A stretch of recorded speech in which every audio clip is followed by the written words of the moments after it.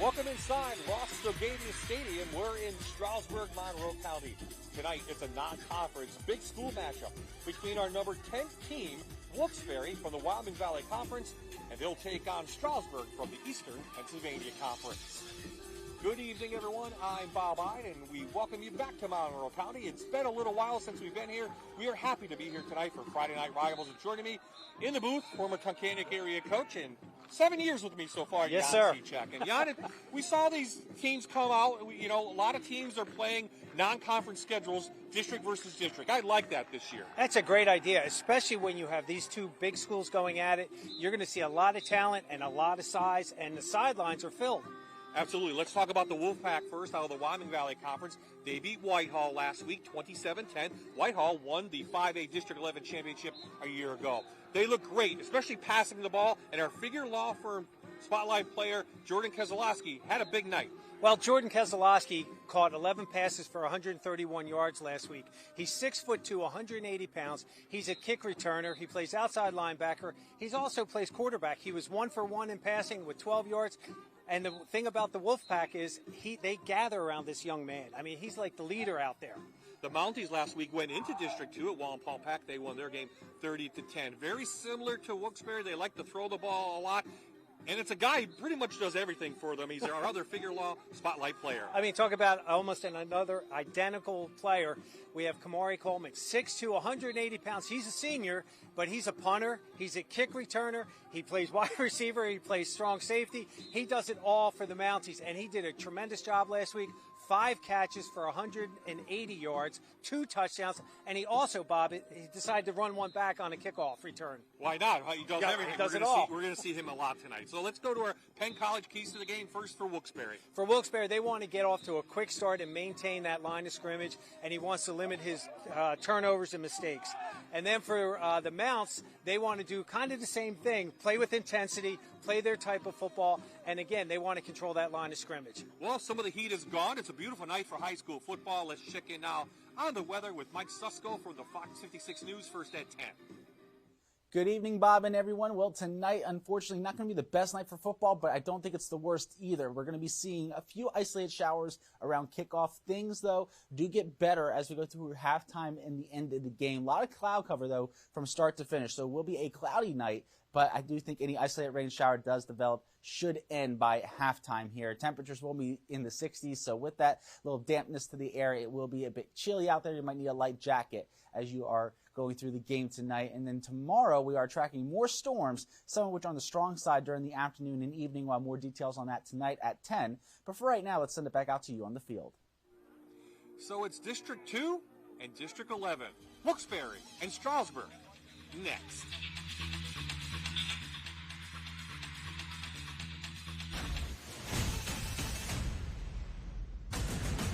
You're watching North American Warhorse Friday Night Rivals, sponsored by Blaze Alexander Family Dealerships on MyTV WQMY.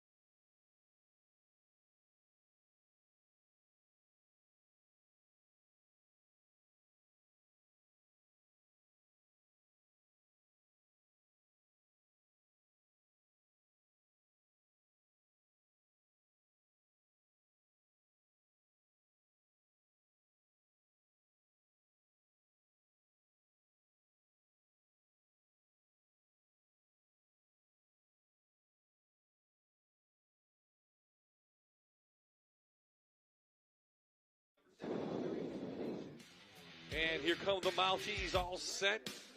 Carry the red, white, and blue here at their home opener for the 2024 season. Trying to go 2-0 as they'll take on the Wolfpack of Wilkes-Barre. Both teams on the field, as you can see, the Wilkes-Barre in the visiting white with the teal blue.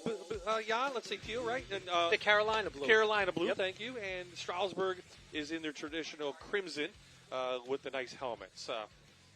Both teams will now get on the field. We'll do the coin toss. Let's check out our referees tonight while we have a minute.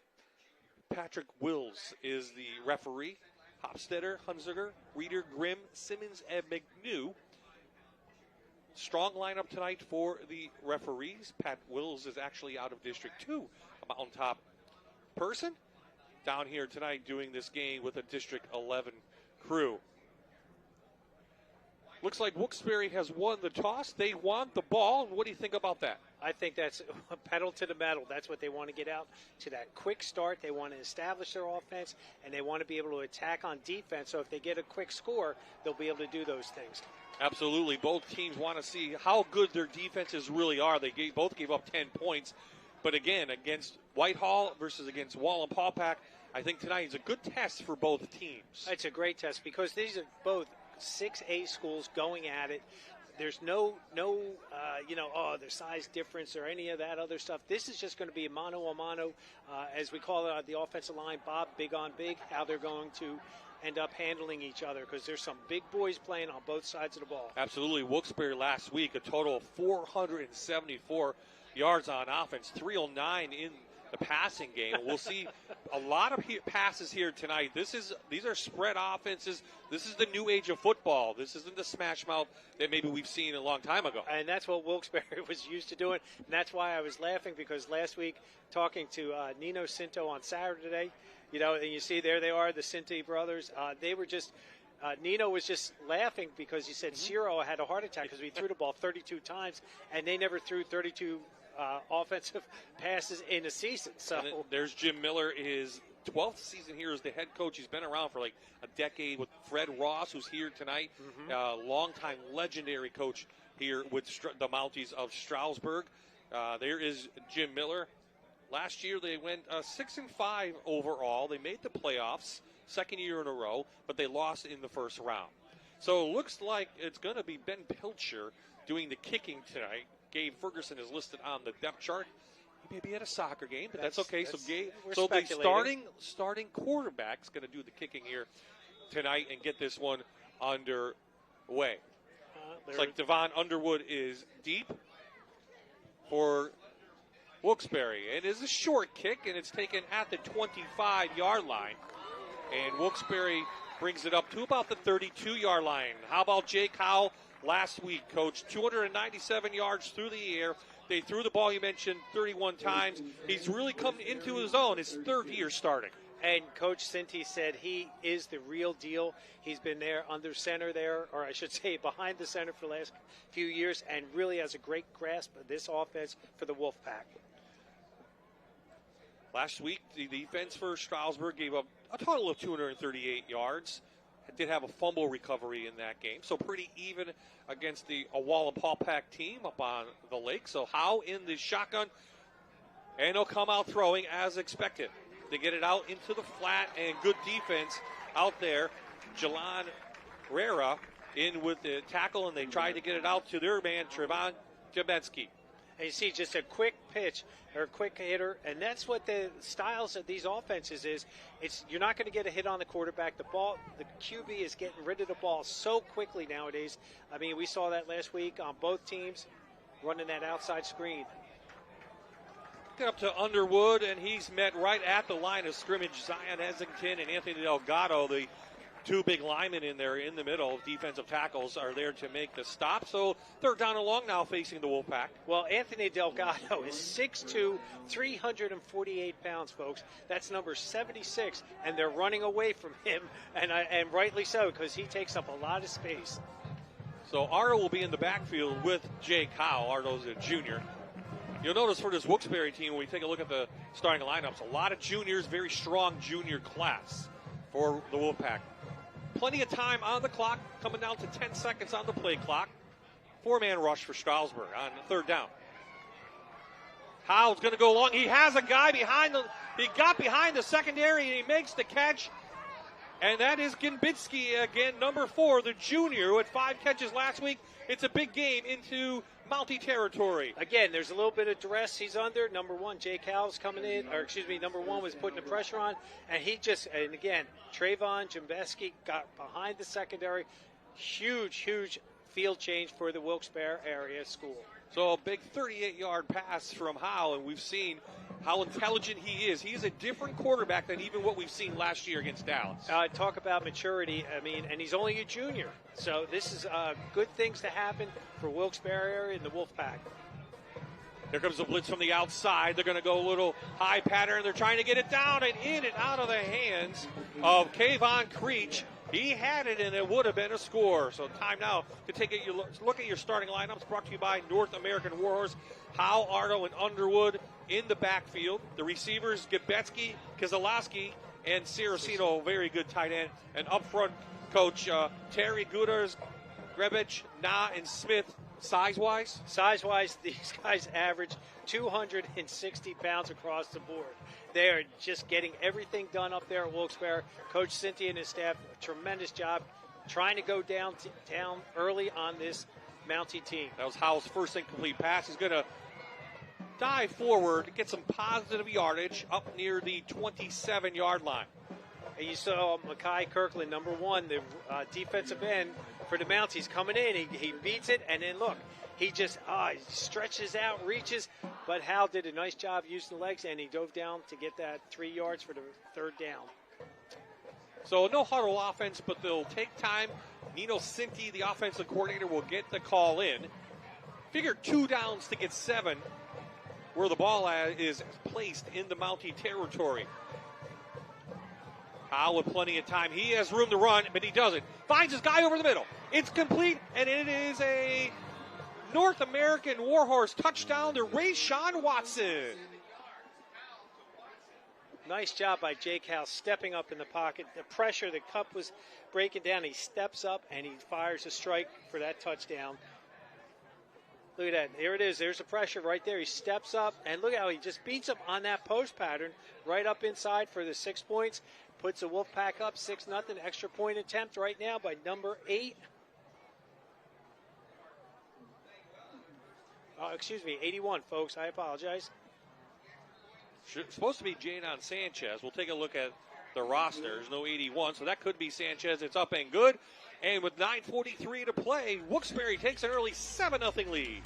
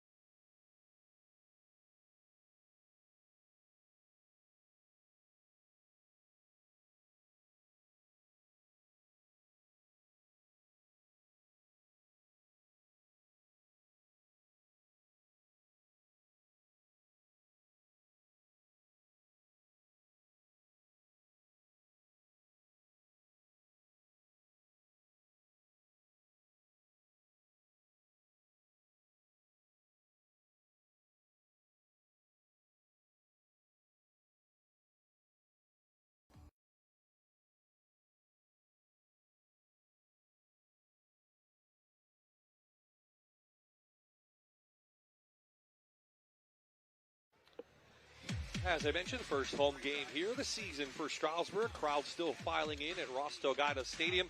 And we'll talk about that drive in a minute. Here's the kick, and they will kick it deep. And they're not afraid of Kamari Coleman. He takes it from a 10, the speedster. If he gets out on the outside, he could be gone. Weaving and bobbing his way. A nice return up near midfield, and Stroudsburg will start with excellent field position. Here is the quarterback for the Mountie. Number 3, Ben Pilcher, is senior. Started the last couple of years. Last week had a nice game, 170 total yards, and there's a flag down. But let's talk about Pilcher. I'll tell you what, this young man, I really think he's a dynamite player. His legs are explosive, just as well as his throwing ability. He's full of confidence. He knows this job is his, and here's the officials. Flag is on Wilkes-Barre, so that will add on to a great return from Coleman. And Mounties will start in Wilkes-Barre territory, down 7-0. Will complete the Wilkes-Barre drive, 6 plays, 68 yards. And that's where the Wolfpack had it. Stroudsburg now at the Wilkes-Barre 46.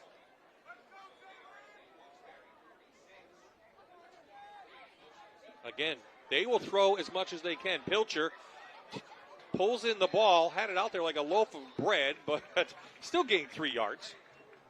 Again, if you watch on this replay how Pilcher looked, he went through his progressions quickly, 1, 2, 3, and then he just turned it up. But watch his effort here at the end, how he just laid his body and just dove out for that extra yardage. Stroudsburg, just like Wilkes-Barre, over 400 yards of total offense last week, 335 through the air. They used 2 quarterbacks. We'll see Jack Mitchell a little bit later on. Both of them combined for that total. They want to run the ball a little bit more, and let's see if they can do that here tonight against Wilkes-Barre. This is Riera. Back to the outside, couple yards, up to the 40. Nice job by Wolfpack's defense here to close on that outside zone. He just takes it. Look at that. Brings it up. Two white jerseys and 3.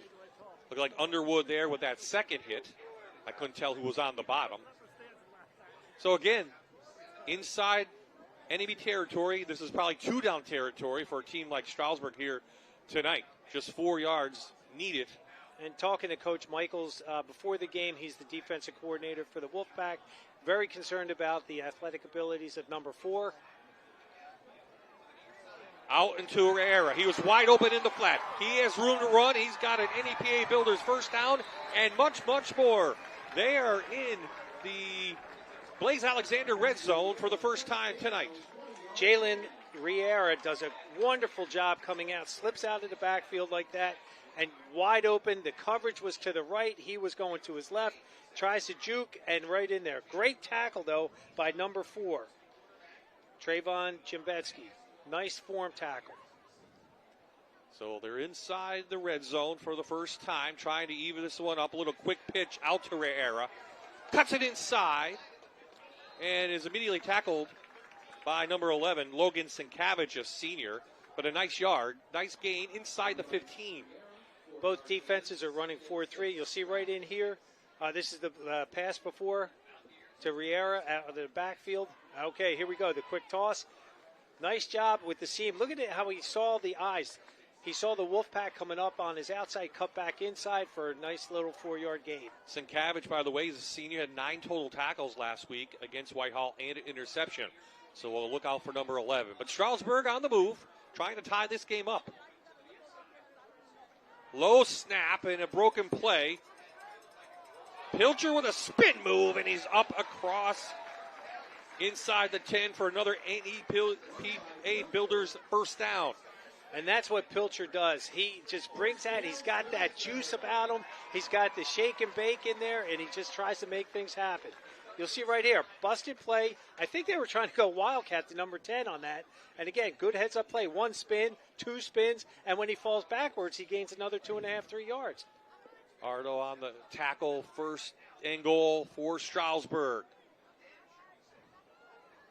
Just about over 3 minutes on this drive being used, and a quick timeout from Stroudsburg. They didn't like something, and they wanted to get this play in before the clock ran out, but a nice drive put together by both teams to begin this game, Jan. They really pedal to the metal. They both said they want to get out the quick starts, and this is a great response by the Stroudsburg Mountaineers coming back at Wilkes-Barre right now. Here are your North American Warhorse starting lineup for the Mounties of Stroudsburg. Kirkland, when we see a fullback once in a while, Riera's already have a big game. Dutzik, Coleman, and Herman are your wide receivers. And up front, Suggs, Cotero, LeBoy, Essington, and Delgado, and they have size themselves. Well, they average 270 pounds. And again, right tackle, Anthony Delgado, 6'2", 348, tips the scales in their favor. But they have a sophomore, junior, senior. So nice mix to have out there with some experience coming back for that offensive line for the Mounts. Really, both teams have a little bit of youth and a little experience. And, boy, even next year, these 2 teams will meet up in Wilkes-Barre. And you could see us there because it's gonna be a good game even next year. A lot of these players will be coming back. So after the Mountie timeout, their first one of their first quarter and first half, they're going to spread it out a little bit. 4 receivers in there. They're split. Here comes the blitz, and we have a whistle. Flag down. And this is going to go against Stroudsburg and back them up 5, it looks like. Patrick Wills, our referee tonight. Full start. Offense, number 8. 5-yard penalty. First down. I don't know if that really hurts them with the passing attack. Does it open up a little bit? Gives you more room? It does. It gives them a little bit more space because, again, when you start to compress the field like that, you get in the red zone, it really becomes that 12th man. Now it plays back to Stroudsburg advantage with their athletes out there at the wideouts. And plus it's just first down, so plenty of time to get this one in. Pilcher's going to roll. He's being chased, and he almost got away. A lot of white jerseys back there. He tosses it up towards the end zone. There was a receiver in the vicinity. Boy, Pilcher was running for his life. And but again, smartly throws it out of bounds. He's under duress from that. Coach Michaels just sent the house from the left side, the blind side, and he just eludes them with that elusiveness that he has. Well, a big heads-up play, though, considering he threw it out of bounds and there was a receiver. He didn't get intentional grounding. So now second down coming up. Clock is stopped quickly after that incomplete pass. They go back to the ground looking for running room as Riera makes the move, and that didn't take long. It's a North American Warhorse touchdown for the Mounties. They answer right back. And after the PAT, we could be tied. Jalen Riera does a wonderful job in there reading, watches his blocks. They go with the power play right there, kicks out. That was number 58, Aaron Quintino, coming across in there, kicking out the defensive end, and he does a wonderful job cutting back inside, cut this lead down to 1. Remember, the kicker, who's listed as Gabe Ferguson, is not here. It will be the quarterback, Pilcher. Dudzik does the holding. So we'll have to see how this will look for Stroudsburg. Not much rush. Good kick from number 3, and we are tied at 7. 6:09 remaining in the first quarter. And, Coach, that was a 7-play, 46-yard drive, and we talked about them being parallel and mirror images of each other. In the first 6 minutes of the game, you can see it. We've seen two quarterbacks make great plays. We've seen the wide receivers make excellent plays. Now, Stroudsburg just ended up sprinkling in some running backs. So now that was the difference, and that's what tied this game up, was a good running attack. You see that replay again. He's excited. He should be thanking his offensive lineman right now for opening up that hole, the gap to get in there. Well, Stroudsburg will hit the road next week, head to Liberty, and start their Eastern Pennsylvania Conference schedule. Doesn't get any easier for Wilkes-Barre. They'll host Valley View. Valley View taking on Crestwood tonight. Couple big games in our area near District 2. Wyoming area taking on Dallas. Lackawanna Trail taking on Western Wayne. Couple of our top 10 teams. And they're still scoreless in the second quarter. Jersey Shore 14, Del Val 10. So another short kick taken out the 22. And that's by Watson, who scored the touchdown. Trying to get outside, cannot, and is going to be taken down by a host of crimson jerseys just about the 20-yard line. Let's take a look at another North American Warhorse starting lineup. This time, it's the defense for Stroudsburg. A lot of the same names: Quintero, Delgado, Essington, and Kirkland. Linebackers, very good: Kelly, Munch, and Dudzik. And back, we have Coleman, Taylor, Riera, and Pilcher. Well, a lot of these guys are seeing double duty going both ways, but again, you got to play your best athletes. I know both these sidelines are filled. They have lots of kids, 63 on the Stroudsburg side and 58 over on the Wilkes-Barre side. But some of the kids they have young kids. They have underclassmen that aren't quite ready for varsity. Here's the blitz from the outside. Howe gets away, tosses to Underwood. Nice gain, just about 6 yards. That's the maturity level in Jake Howe right now. Last year, he would have just run the ball. Now he's looking down, and he's playing a lot smarter. Let's get the ball out there, and let the receivers do their thing. Last year, Devon Underwood had 454 yards of rushing, 4 touchdowns. Last week, 10 rushes, 74 yards. He's just a junior as well. Howell back a little quick to the tight end. Wide open Saraceno. The sophomore falls forward, and it's an NEPA Builders first down. Wow, Nick Saraceno, 6'3", 220 pounds. Last week he had 1 reception for 8 yards. And you'll see right here just how quick Jake Howell's getting rid of that ball. They're waiting for the change to be set. Signal coming in for Howell. They're trying to send the house, and they do. Flag down, but it is a completion to Watson, who made a nice catch because he had a Mountie draped on him. I believe that's going to be the penalty, you would think, right? I suspect that would be, but again, we've seen some funny things sometimes, but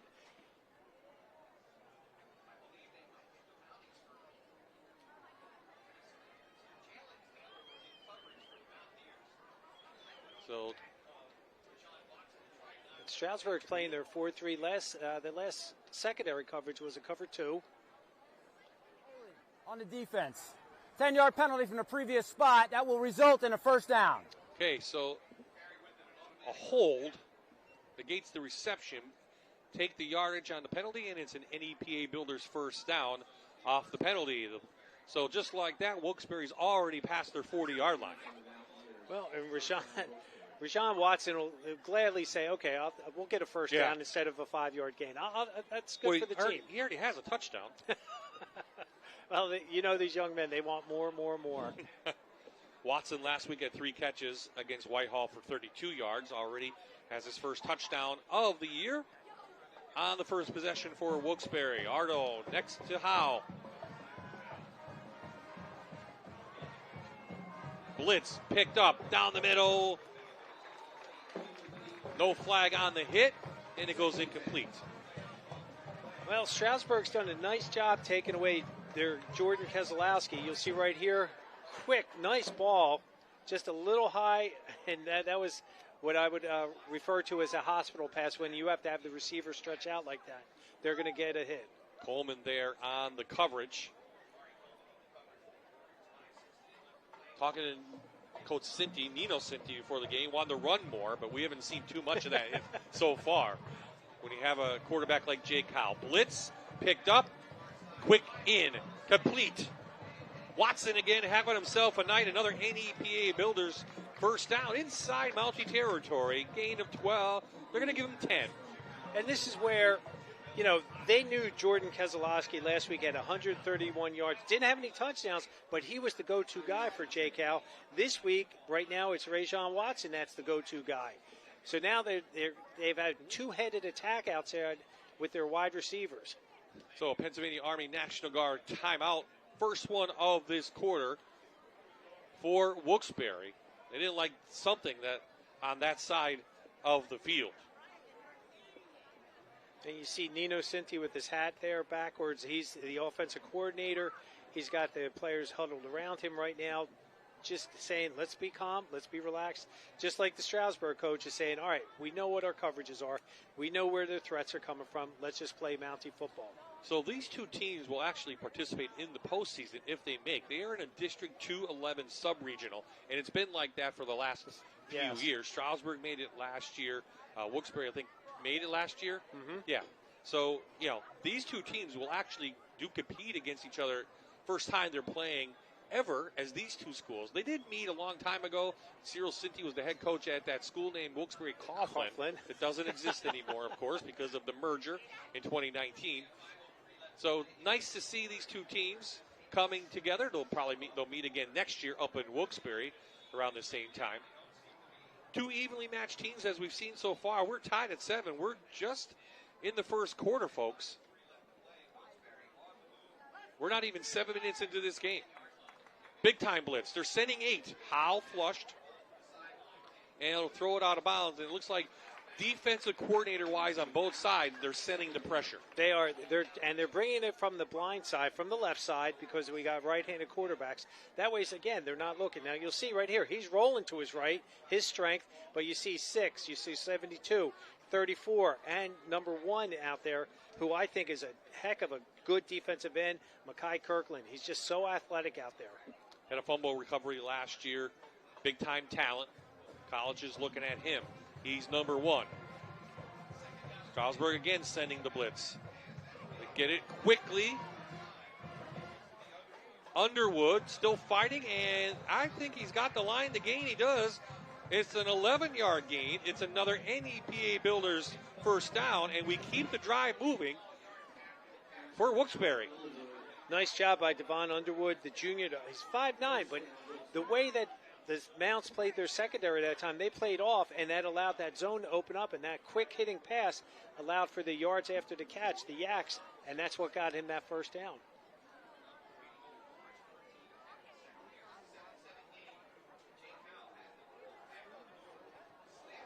Into coverage, trying to hit Keselowski over the middle. It goes incomplete. They're lucky that was not intercepted. Here it is. They run the switch pattern right there, and that was great coverage. Nice breakup by number 11. That is Jalen Taylor, the senior, 5'8", 152-pounder. Did a great job on the coverage. Plenty of time on the clock as they'll move the ball up quickly on second down.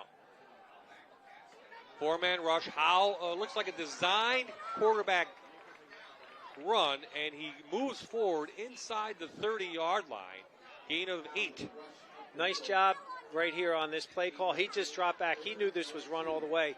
What I'm noticing is now Stroudsburg is now playing. They're playing man. They're going to press man on Keselowski, and then they're getting help from the free safety, number 9, in there. That's Ethan. Oh, excuse me. I thought it was that's Ethan Dudzik, the linebacker that's dropping back into coverage. Howell so far 7 of 11. Just 4 incompletions so far in this game. Under 10 on the play clock. Make that 5. Here comes the Stroudsburg blitz. And nice play call. Underwood with a nice catch on the screen. And the junior goes in untouched. And they'll call it a touchdown, 29 yards. Boy, what a play call on that North American Warhorse touchdown for Devon Underwood. Great call offensively. Defensively, you're going to gamble. You're going to blitz, and they did this time. They brought 6, and look at that. They all came in, and that was just perfect pickup by number 77, Noah Smith, 6'2", 270-pound junior, with the key block to spring Underwood for that 29-yard touchdown. I didn't think he was going to catch it. I saw big jerseys up there in white and couldn't see Underwood. Underwood does a nice job. Here's the PAT, and it's blocked. And not college, can't score off that, so that was Keegan Munch. I'm sorry, Bob. No, go ahead. That was Keegan Munch on the block and the return, which is all for naught. Again, as Bob was saying, that you can't return them in high school. So that was a 9-play, 80-yard drive. Here's the touchdown again. Just a quick screen. Look, 77 just ate them up right there. Nice job, sprung them, and there he goes, in for the touchdown. Big Noah Smith put his body out in front. Underwood just followed him, and Devon Underwood gets his 2nd touchdown of the season. Bob, you said you kind of lost him in there because all you saw was big 77. So that was even a better play design. Have your 6'2" guy with your 5'8" guy, and again they got lost in translation. And nice job for that play and the touchdown. 3 minutes and 31 seconds off the clock. We've had 3 touchdowns in this game already, and we still have 3:40 left in the first quarter. So Stroudsburg now has to match what Wilkes-Barre is doing. And let's see if Wilkes-Barre actually will kick it to Kamari Coleman. They do to the right. They kicked away from him, and that will be a touchback, and Stroudsburg will have the ball at the 20. You did it last time. He had a big game. You're not doing it again.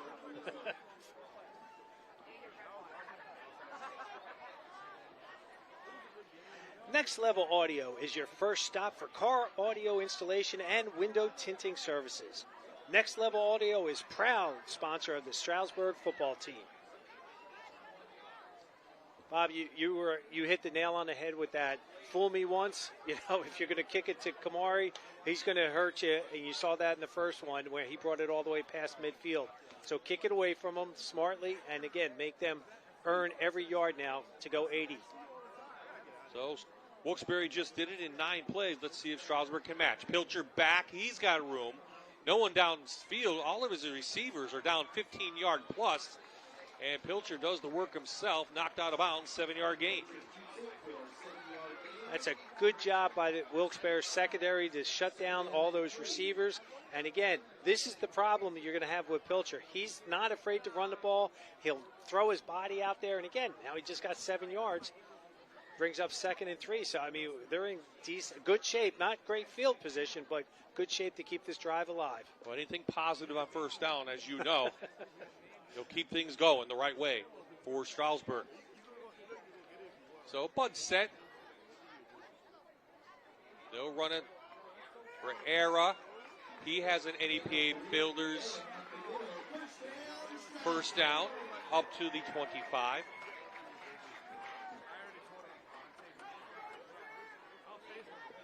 And here are your North American Warhorse defensive starters. Grable, Nye, Drukevich, and Saraceno. The linebackers, Ardo, Sienkiewicz, and Gale. And the secondary is Underwood, Gimbeski, Kozlowski, and Carter. Pilcher rolls, still looking for anyone, pulls it down, and he'll be at the line to gain, no gain on the play. Pilcher talking to his receivers, you should have went this way or that way. A great pressure by number 53 right there. Flushing Pilcher out, and again, now the linebacker steps up, makes a nice solid hit, and you'll see Pilcher does get up, and he's trying to direct, as a quarterback should, what should happen out there with his receivers. There you see Gene Ardo, a junior as well, 8 total tackles last week and 1 for a loss.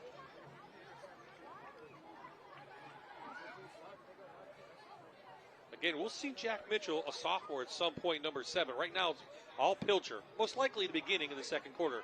There's a quick out. Dutzik out there, quick hitter, and it's a loss on the play. Christian Gale, the senior, the 5'10", 175-pound outside linebacker. Nice job coming in there, being assisted by number 26, Devon Underwood. Great job. They threw the net out there, and then as soon as he caught the ball, they pulled that net in tight on him and dropped him for a 3-yard loss. So 3rd and long now facing Pilcher and company. A little bit different game than they saw last week against Wallenpaupack. Well, these two teams are very physically even matched. 4-man rush. Over the middle and just short popped it, trying to get it to Dutzik out there. Great coverage on that by number 22, Kevon Creech. And it looks like the punt team now comes on for Stroudsburg. A nice job. They did a little twist action in there. That was Jimmy Griskavich and Rex Hirabel doing a twist where the defensive end comes into the B gap and the tackle then goes to the C. Nice job with that. Good job, Coach Michaels, mixing it up. So Kamari Coleman also kicks, punts, believe it or not. Last week he only had 1 punt against Paul Pack for 12 yards. Let's see if he can do a little bit better. A little short liner. Oh, it takes a huge Stroudsburg hop. Jembeski tried to come up and get it. Maybe should have tried to grab it. Instead, it was another 20 yards. Wilkes-Barre's back out, leading 13-7 at their own 25-yard line. There's Nino Cinti, the offensive coordinator, getting ready to dial up another play. Last week, Kamari did a great job as the punter. He saw that they just went, Wallenpaupack went to a wall formation, and he just ran 30 yards for a first down. Wilkes-Barre, they saw it on film. They were prepared for it, not to allow him to get to the outside. Wilkes-Barre last week, one of the few Wyoming Valley Conference Division I teams that won. Yes. Everyone else went 0-1 last week. A tough week for the Wyoming Valley Conference. Well, I mean, give Dallas give credit going against Jersey Shore. Last time I checked, Jersey Shore was beating Del Val. Howell got it downfield and threw it out of bounds. closest receiver was Watson. So they're doing a nice job. Stroudsburg is on Kozlowski, who had 11 catches last week. Well, that's who you're going to key on. Hal does a nice job scrambling, gets the ball, and again, smartly just throws it out of bounds. There was a receiver in the vicinity, so we're good. Brian Burns chasing Howe, and you can see the pressure. 4-man front for Stroudsburg, and then after that, it's at what? Blitz, like with who? Yeah. Multiple layers? Multiple. They're going to keep the linebackers. They're going to keep Hal honest. And there's Kozlowski's first reception of the game. He goes up high. He makes the catch, and it is an NEPA Builders first down, gain of 11. So you see right here, he was looking to his right, and then he rolls to his left, and he just a little jump pass right there to him. Kozlowski get him back involved with the game. You saw the double coverage that the Stroudsburg is putting on top of him. With all the blitzing, you surprised Lee Neal Cinto doesn't go back to a running game a little bit, just to different and just do what you're doing? No, Nino really, he wants them to blitz because that means there's one less person in coverage. Well, they're blitzing, all right. Howell rolls, and he's got a wide receiver downfield. He's wide open, and he makes the catch. That is Jembeski, and he is well inside Mountie territory. And, Bob, to your point, that's exactly why Nino is not going to go to the run game. They're able to pick it up. Hal's experienced enough, and he got that ball downfield for that 35-yard gain. 38-yard strike. I mean, that's great job. Trayvon Jembetsky does a great job getting himself open. Let's see if Stroudsburg gets away from the blitz now. Maybe play back, just rush 3, and just play coverage. I mean, you'll see that in college as well. Let's see if they make that change, because this is twice now that somebody's gotten behind the Mountie secondary. And that's 2 good play calls that they've done, Wilkes-Barre, to beat that blitz. Ardo, nice catch in traffic, and he's going to have positive yardage, gain of 3.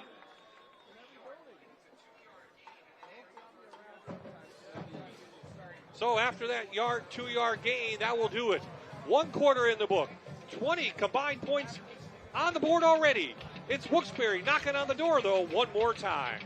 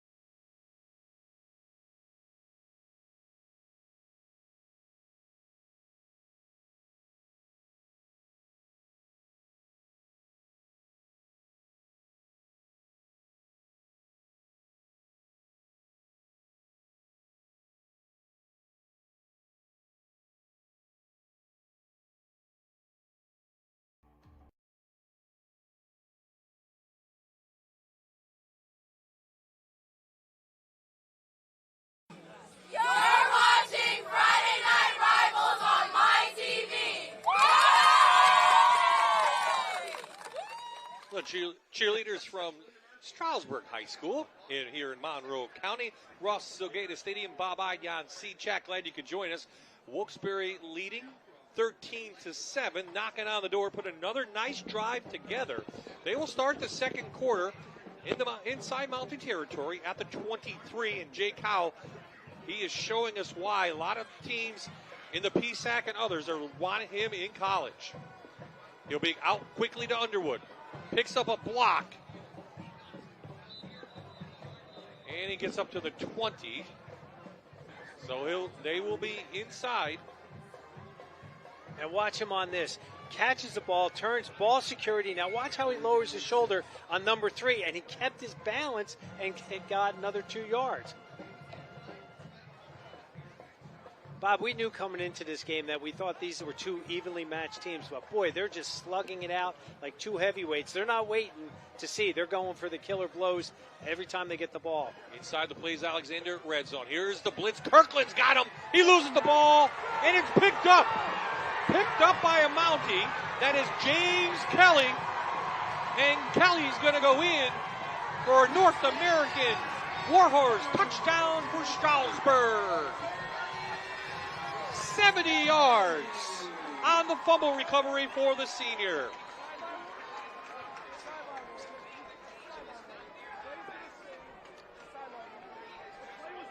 That was, and I mentioned earlier how athletic Mekhi Kirkland is. And you'll see right in here, he just beat the offensive lineman, and then he just grabbed that back arm, and he punched the ball out right into James Kelly's hands. Flag down on the play. Let's see what this one, if it's coming back, or if it will count. Oh, touchdown counts. Sideline warning. Sideline warning. What a play from James Kelly. The senior takes it 70. And Stroudsburg on the PAT could take the lead.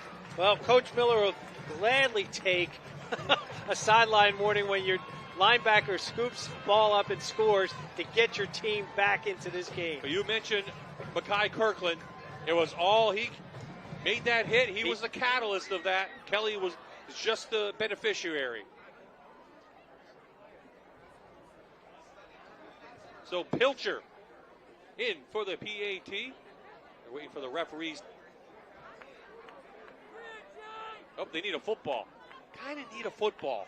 Sometimes it's funny how that works. It's not rugby, right? Well, even rugby you would need the ball. That's true. So we have the football. Pilcher's ready. Dutzik the holder. And this one is up, and it is through. So momentum has shifted here at Ross-Togeda Stadium to the home team. After that big return, let's look at it again, Jan.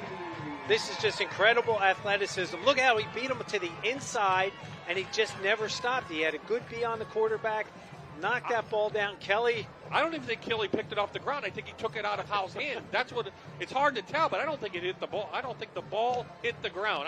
It might have popped right. He may have punched it right into his arms. He may have. He may have. All I know. Here it is again. Where's the ball? Yep. Oh. It almost looked like he was trying to shovel pass it. So is that a fumble recovery or an interception? If it was underneath, it looked like a shovel pass, so I'd say fumble recovery. Fumble or interception? Yeah, I guess interception.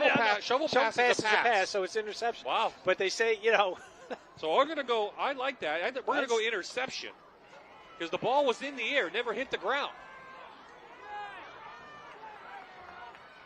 So on the kickoff, Wilkes-Barre will have to take over now in the 30, trailing by 1.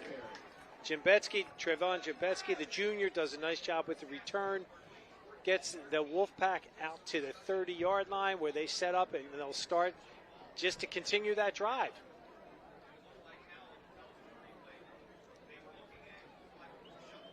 I'm sure the offensive line was talking, the coach was talking to his left tackle on that, Altamir Terry out there, the 6', 245-pound sophomore, folks. He's only a sophomore. He's going to make mistakes, and he made one, and they had to pay for it on that play. But again, that's where you have to have a short memory, get over it, and let's go to the next play. Okay, so Wilkes-Barre, off that nice drive, have to go back to work and see if it affects how it goes incomplete, trying to get that ball out to Jimbetsky. So now if you're Wilkes-Barre, how do you react to that? Your offense is playing at a high pace, high level. You have to get back to that. Just get back to and again, this ball was just a little high. There wasn't that much pressure. He's just got to get his feet set a little bit. He just had a little bit of happy feet back there. Bobby, you were saying earlier that they're looking at Jake Howe in the PSAC League. Yeah. He's got everything at Division II, especially the PSAC League wants. He's 6'3", folks, 205. He's going to put on some more weight and muscle this year. By the time he's a senior, he's going to be a monster quarterback. Here comes the five-man rush. We have a flag down. That will stop the play. Illegal motion going to go against the Wolfpack. And that's not how to get your momentum back. Start. Offense. Number 12, 5-yard penalty. Second down. Okay, Wilkes-Barre needs to take a deep breath. That's it. Hey, we had the lead, Wilkes-Barre. We drove the ball. We drove it down 80 yards. We're fine. We gave them a touchdown, Yeah. is what they're going to – that's all they're saying right now. We gave you that to bring you back in this game. It's our job now to gain that momentum and gain the lead again. Well, Howe last year, 269 yards against Wallen-Paul Pack, and against Berwick, 230 yards. And I'm telling you, I'll add it up, but he's going to be close to that or over tonight already. Here comes the blitz on the outside. They'll set up a middle screen, and it was blown up as one of his linemen went on the ground. Underwood couldn't get the ball. And so now 3rd down and long facing the Wolfpack. Underwood right there. Just got his feet tangled up with number 55. Naimir got good rows right in there. You see that? He just couldn't spring himself to get outside. So 3rd down now, as I said, after the penalty. So far, the best plays have been broken plays for Wilkes-Barre. And that's because they have such dynamite. Both teams have dynamite athletic kids that will kill you one way or the other. Howe going to roll away from that blitz. Going to go downfield. Has a receiver wide open. And Watson got turned around the wrong way, and he couldn't pull it in. If he pulled it in, he was gone again. And he got behind the secondary. And Stroudsburg survives. And that sends a message to Stroudsburg secondary and their defensive coordinator. We're not afraid to go downtown. Our kids can beat your kids. And he was just right there. I think that's like a quarterback moment of going, oh my, he's wide open. Yeah. And just couldn't really connect with a great pass. So the first punt of the night now for Wilkes-Barre. Gene Arnold does that, 33-yard average. And I don't think it's Coleman back to receive this. Who had one last week. Long line driver. It is not Coleman. They let it go.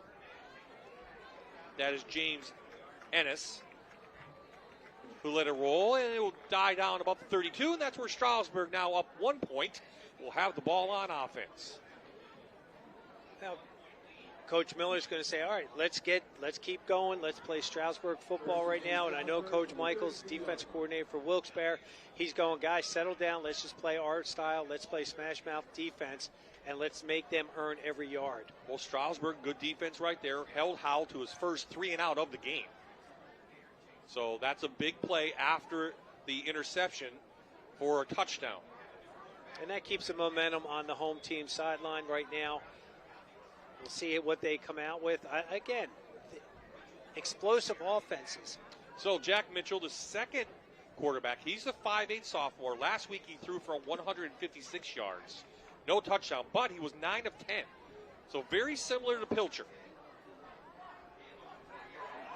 Riera breaking tackles, and he's up forward for an NEPA Builders first down, gain of almost 16 yards for number 10. Jalen Riera, 5'8", 167-pound junior, did a nice job with this. But again, give credit. Look at that big offensive guard, Zion Essington, 5'10", 228-pound junior, kicked the defensive end out, allowed Riera to cut right back up there for that 15-yard, 16-yard gain. Christian Gale, number 7, who had 10 total tackles last week for Wilkes-Barre, couldn't make one there. Stroudsburg on the move. New quarterback in.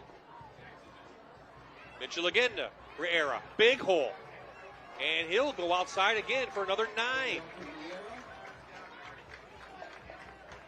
Well, Stroudsburg sees something on that right side line, and you see that number 1, that was Makai Kirkland, who's coming in. He plays a fullback, but they line him up as a slot, and they just followed him up through. Well, remember, Delgado's the right tackle, 348-pound senior. That's big boy. And 2 strong running plays, and the Mounties, just like that, inside Wolfpack territory. 4-man rush, little quick pitch to Riera. Cuts it back, holds on to the ball. Arnold makes the tackle, but it's another NEPA Builders first down. Logan Sinkavage was in on that stop also. You'll see right there, just a quick toss. This is what Jack Mitchell does. He can throw the ball very accurately, but they're going to establish this nice run game. Preseason, we knew that they were going to go with the 2-quarterback system, and Coach Miller said, you know what, these are both great athletes, and we're going to play them. They did the same thing last year. They got 6 wins out of it, got into the playoffs. And if it Not broke, don't fix it. Although, a lot of people would say 2 quarterbacks, you have no quarterbacks. They make it work here for Stroudsburg. Brian Burns, up forward. Do you like the 2 quarterback system, or it just depends on who they are? I think it depends on who they are. I mean, for Stroudsburg, it works. You got to commit, and again, these guys, they knew coming in this is what their game plan was going to be. Well, the other thing is, too, Pilcher does play defense, so it gives him a little bit of a break. And he's also kicking tonight. That's right, he is kicking. Right, he's PAT and the kickoffs. You're exactly right. So, I mean, yeah, and again, talk to Pilcher, talk to Ben before the game, and he's just like, he said, Coach, he goes, I just want to win. That's all we want to do here at Stroudsburg. I'll do whatever I have to make our team successful. So Mitchell's first pass will roll, and it is complete. It was juggled, but they pulled it in. That was Jalen Taylor, the senior, and it's an NEPA Builders first down. And they just go with the out pattern right here, and he does a nice job working to the sideline. He does secure the ball. Again, folks, you have to have 2 feet in. It's high school. Oh, I'm sorry, 1 foot. Excuse me. Thanks, Bob. Well, I keep that, it's just that technique, and fundamentals. I think it was a nice catch, though. He did bobble it and got that 1 foot in. So Stroudsburg now on the move. Up 1, trying to add on to their lead. They'll go back inside. Burns again, and the white jerseys are there. They're going to hold them up for a loss on the play. Loss of 2. Nice job by Gene Ordo out there. And watch the pressure that's put on by number 7. That was a great job by Christian Gale, the senior linebacker. And again, you just see a gang of white jerseys coming in to drop him for a loss. They were running a power play on that. They pulled the right side of the line coming towards us, towards the Stroudsburg sideline. And Stroudsburg show they can have a strong offense last week against Wallenpaul Pack. On the move right here. Like I set up a screen, and it is complete. Nice read, though. It'll be positive yardage, but a nice read by number 11, Sienkiewicz, to break that up, or that could have been a touchdown. It was that close. Logan Sienkiewicz sniffed that out and did a great job getting on his hip and then dragging him down from behind. So 3rd and long now facing Stroudsburg. Jack Mitchell, I mean, for a sophomore quarterback, he's really cool, calm, and collected back there. I mean, he doesn't feel that pressure because he knows he's got great teamwork around him. Jalen Riera in the backfield now with Mitchell. Looking downfield over the middle and in and out of the hands. He had a wide open receiver. And that was Dutzik, who couldn't haul it in. He would have been in for a touchdown. Again, they didn't put much pressure in. You see that they kind of pinched a little bit to the inside. The defensive end dropped back, and he had him beat on that slant route. He beat Kozlowski, and it'll be 4th down. They're not kicking it, that's for sure. Haven't seen the regular kicker. It's been Pilcher, so they'll leave Mitchell in at quarterback and out to go for it.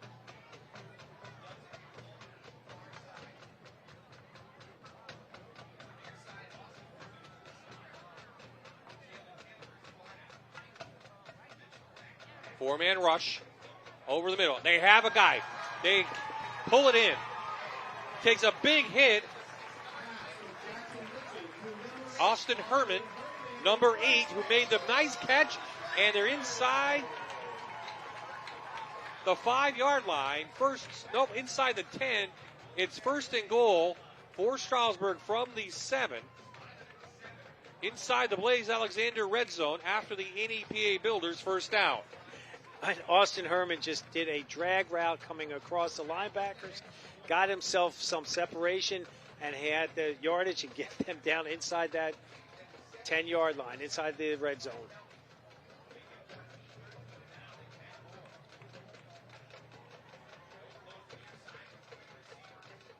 So a bunt set, Riera next to Mitchell. They'll give it to Riera. Little hole, taken down quickly by Ardo at the 5. See that power play, Zion Essington, the 5'10", 228-pound junior leading the way up inside there. Just for, I mean, they're going to grind it out right now. I would think Coach Miller would just take his time right now, try to take that time off the clock, because he knows he's going to get the ball to start the second half. You see him right there. He's thinking, he's concentrating. He knows what he wants to do. And Wilkes-Barre has shown an offense. They can score quickly.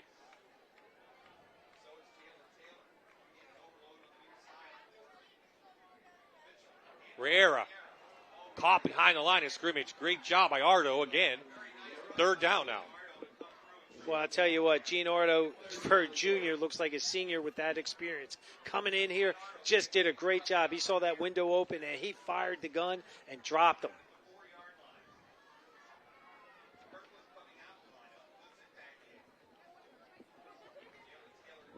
So Mitchell going to call the play. Riera along with his quarterback in the backfield. 4 wideouts, and we're going to have a timeout by, I believe, Wilkes-Barre is going to take the timeout with 3:57 remaining. It is Wilkes-Barre's timeout. So the PA Army National Guard timeout. Let's see what Wilkes-Barre wants to talk about, Coach. I think they just want to give the kids a break. Look, we used one timeout. We have 2 more. We can't take them with us, so let's get our kids relaxed. Let's talk it over and say, well, this is what their tendencies have been, and this is what we're going to run.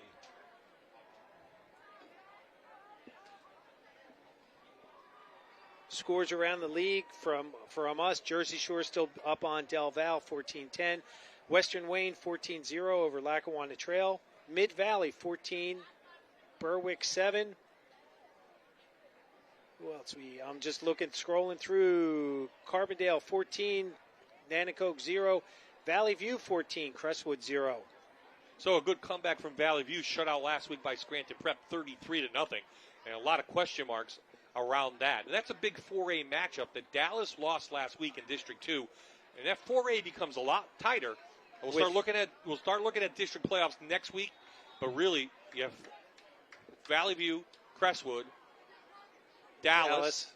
And, well, we saw how good maybe Honesdale, too. Yeah, 4A. Honesdale, I mean, Coach Russick, he stirred that hornet's nest up pretty good. So after the timeout, picked off, is intercepted by Underwood. And he brought it out, but no matter what, Wilkes-Barre gets the ball. They'll have it at about the 4-yard line. See that? He just did a stop route and he just overthrew the ball. You'll see a great job by our end zone camera. Thank you, guys. Great job, Earn on that replay so we get our fans seeing that. Nice job. Yeah, what a way to dodge a bullet right there. That's one way to stop it. It is one way to stop it. Surprised they didn't run the ball, and it'll be placed at the 2-yard line. As Underwood probably caught it and just momentum carried him out. And excitement, adrenaline. Yeah. I mean, it's hard. It's easy for everyone to say, take a knee. But when you're playing, you're in the moment. It's hard to, kind of restrain that emotion sometimes. So if there is a break for Stroudsburg, it's that they could hold them, 3:48 left, and get the ball back. The one thing you don't want to do is have someone get behind the secondary again, right? Well, so they'll go to the ground. Underwood gets a lot of room out there. It is an NEPA Builders first down, gain of 11. Stops the clock, and they're out near the 15 just like that. Just like that gives you some breathing room. And, Bob, you alluded to the fact that you don't want to get behind their secondary, which they have done. Now the quarterback, Jake Howe, has some room behind him. He can relax just a smidge, not much. Underwood, Pilcher almost grabbed the ball out of his hand. He's still on his feet. Finally taken down by Essington. And he made something out of nothing. Well, they got to clean up that outside with the receivers with their stalk blocks on this. You see that they all jumped out, but they kind of whiffed at their point of attack, and you just saw all those crimson jerseys just collapsing. But Underwood doesn't stop. 2 straight runs for the Wolfpack. Howe on a keeper. He looked downfield. I don't know if that was a pass play or design run. Loss on it. I'll have to ask Coach Nino Cinti maybe next week sometime if that was a design play, because they did. Every formation went to the right. He hesitated like a bootleg and went to the left. So Stroudsburg now looking to get off the field and get the ball back. It will be 3rd and long now facing this Wolfpack team. After the interception, they started it at the 2. They really, Wilkes-Barre is not in a hurry right now. They're just taking their time. But what I think they're trying to do is make sure they can get a first down to keep possession of the ball, keep it away from Stroudsburg's offense. I think they're calling timeout. So he's trying to use the clock. We'll take a timeout ourselves. 2:01 left in this first half. 14-13, your score.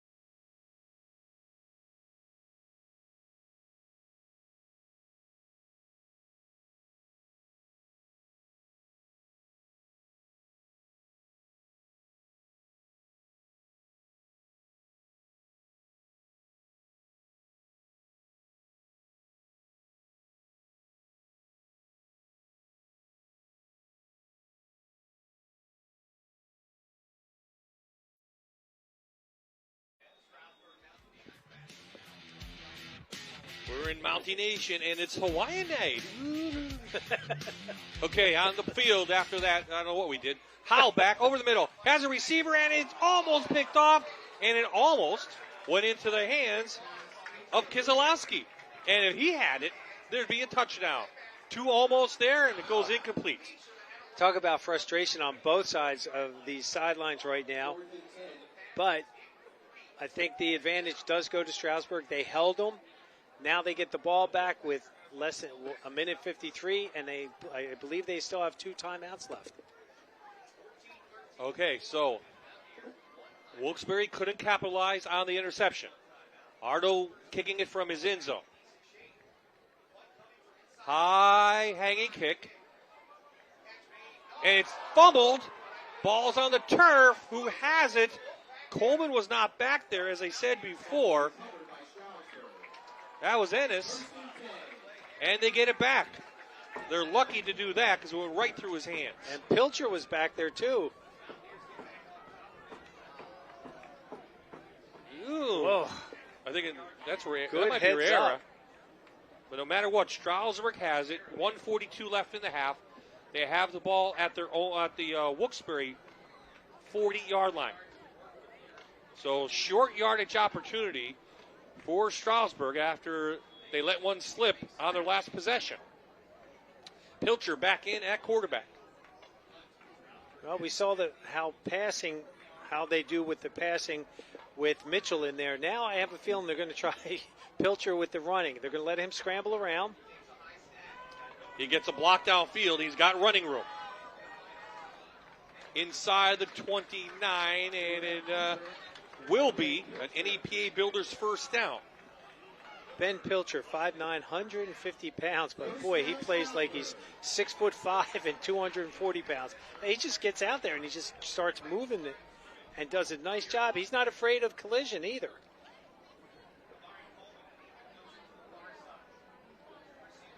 Five-man rush and overthrows intended receiver. Had Jalen Taylor down the sidelines and stops the clock.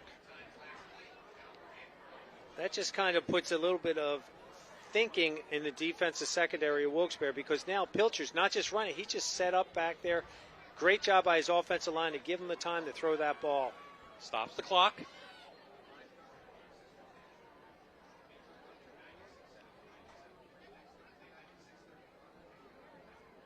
Trips to the far side.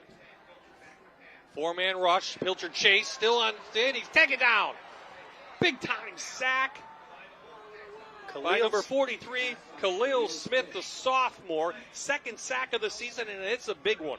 Boy, he does a nice job. If you saw that, folks, he made contact. He had his arms inside number 66, extended, and then ripped underneath for that sack. A key sack to really take them out of their field position. Surprised Wilkes-Barre didn't call a timeout there. 18-yard loss, and they're going to let the clock run down. If not, Wilkes-Barre had a chance to get the ball back, maybe a block punt or something. Well, yeah, and they only have their one timeout left. Well, both teams do. Yep. So Pilcher just going to run it. Very conservative play call. Let's see what we can get out of it. Again, no field goal kicker tonight. And he's going to go down at the 30. Keeps the clock rolling. That should do it for a very entertaining first half. We'll take a look at it again. I'll tell you coming up in the Toyota halftime report. And Bob, you said it was a conservative play, but when you have Pilcher, a kid like Pilcher that can run the ball, he just gained that sack yardage back. Now there's a timeout, and I will tell you what's coming up in the Toyota halftime report. What's coming up?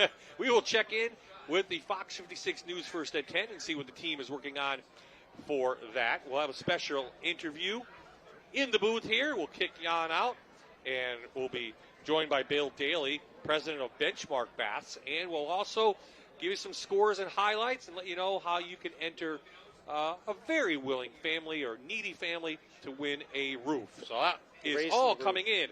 A very busy Toyota halftime report coming up after this Pennsylvania American National Guard timeout. It's crazy, Bob. A lot going on here in the booth. This is 2 weeks in a row. We've had dynamic games. These both games, the teams have just fighting tooth and nail. And so on fourth down, they bring the offense out. Does Stroudsburg, and it was called. The timeout was called by the Mounties. Three-man rush. Pilcher just going to try to get it to the end zone. He does. Let's see what happens. Never know.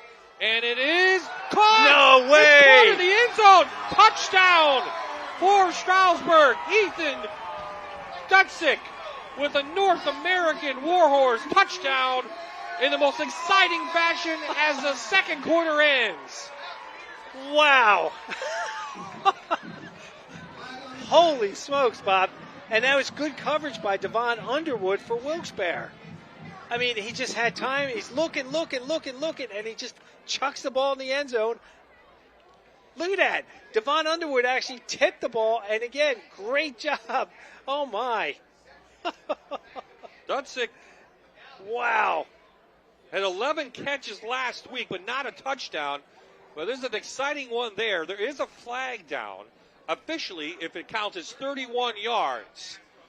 And how about Stroudsburg, the way they've scored 2 touchdowns tonight, one by, I'll call it an interception, but it looked like a fumble. Right. We're calling interception. And then a Hail Mary to end the first half. So maybe after the play. That's why they're talking to Cyril Sinti. So Patrick Wills will give us the rundown. After the play was over, unsportsmanlike conduct, number 11. On the scoring team. That 15-yard penalty will be enforced on the try. That's number 11's first unsportsmanlike conduct foul of the game. But oh my. So the PAT, which at this point doesn't mean, like, after that, look at it again, Coach. This is just, I mean. That's why you take a timeout. That's why you do this, right? You do. I mean, I don't know if Coach Hiller drew it up like that, but that's awesome. And again, congratulations to Ethan Dutzik. He was our scholar athlete. He will be our scholar athlete. Well, he is. Yeah, well, I mean, for today. Yeah. But, I mean. High snap. Dutzik gets it down. Pilcher using a leg, and it is in. What a quarter for the Stroudsburg Mounties. The long PAT goes in, and Stroudsburg takes an 8-point lead going into the half here on their home field. So,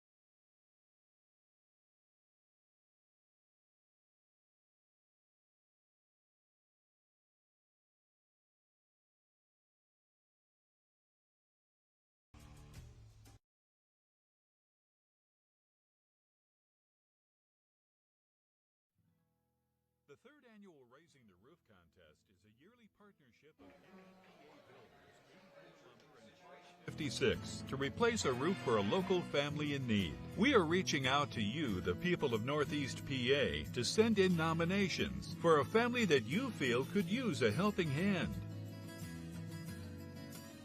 Go to NEPABLDRS.com to nominate someone today. Join us in building a better Northeast. Before tonight's game, on behalf of North American Warhorse and MyTV WQMY, we donate $250 to Stroudsburg High School on hand. First-year athletic director here, Rich Baker, former basketball star, returns to his alma mater, and we're happy to be here at Ross-Delgado Stadium in Monroe County. The score at the half, number 10 Wilkes-Barre losing to Stroudsburg 21-13. We're joined in the booth now by the president of Benchmark Baths, Bill Daly. And Bill, talking to you a minute ago, so you start a bath company, considering there's a lot of companies out there. Why do that? Well, Bob, first off, thanks for having me out You're here. welcome. Man, this has been one heck of a game, so very thankful to sit here and watch it. But, small business is it's my life. And, in my opinion, small businesses are the backbone of this country. I have a soft spot for, the older folks, and I watch my mom and dad getting old. It's harder to get in and out of a tub. And all you really have as far as options are the big companies or maybe a contract that only does a few bathrooms a year. So what we try to deliver and what we do deliver is the big game feel at the family price. And, the competition, it's just like the guys on the field. I think business and athletes, we all love the competition. And the most important thing to me is really just sticking to our mission, vision, and values. And I guess part of that mission is helping veterans. How do you do that? It is. The mission is, helping as many families and giving a great price. But helping veterans is definitely a big part of what we do. So every house that we go in, every person that we meet, we're always trying to kind of pick and find out if they've been part of the service. But the VA has these grants that are available for veterans that are disabled. Now, doesn't mean everybody's going to be qualified, etc. There's always their rules.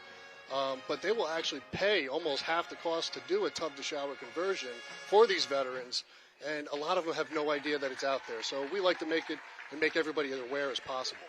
Well, what areas do you serve, first of all? So we take care of the Poconos. We do serve parts of the Lehigh Valley. We go up towards the Wilkes-Barre, Scranton area a little bit. So we cover a pretty big range. Our office is over in Tannersville. And different projects. You mentioned some of them. What are some of the projects that you do? So about 90% of our business is going about from tub, turning it into a shower. We go as far as just replacing tubs, but we also do a lot of full remodels where people just want to get rid of everything and start over. So that's our specialty. That's all we do. We don't do any other work outside of the bathroom. How do people get in contact with you? We have a phone number on the screen right now. Is that the best way, or do you have a website as well? That's a great way to get in touch with us, but you could also go to benchmarkbaths.com. It shows a lot of our before and after pictures. We also, about 43 or so 5-star reviews on Google, not to brag. All right. And we're also on Facebook and Instagram where you can always follow what we're doing. Well, thanks for coming down to Stroudsburg. And there you see Bill Daly, the president of Benchmark Baths, joining us here at halftime. As we take a break, we'll thank Bill for joining us. Thanks, Make Bob. sure you give him a call.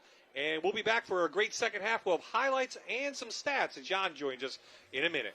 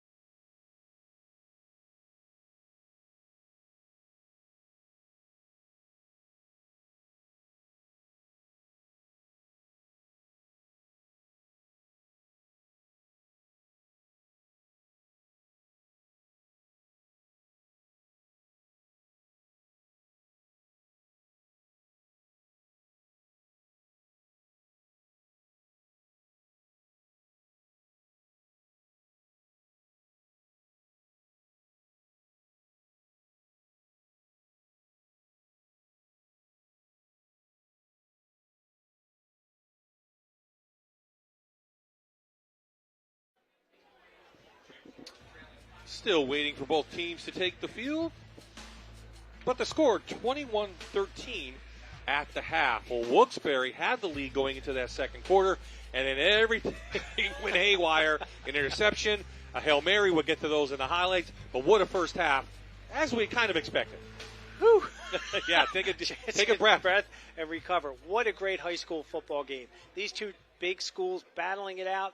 And again, it comes down to, like we said, that Hail Mary right before half. The momentum changed earlier with the interception by Stroudsburg, but Wilkes-Barre is not going to end up by any means giving up right now. There's a long way to go, and they've just got to keep playing football. Well, let's take a look at some of the highlights, sure, because I think that's what's going to show people what they have missed, and we want to stick around. So Wilkes-Barre gets on the board first. They drive the field.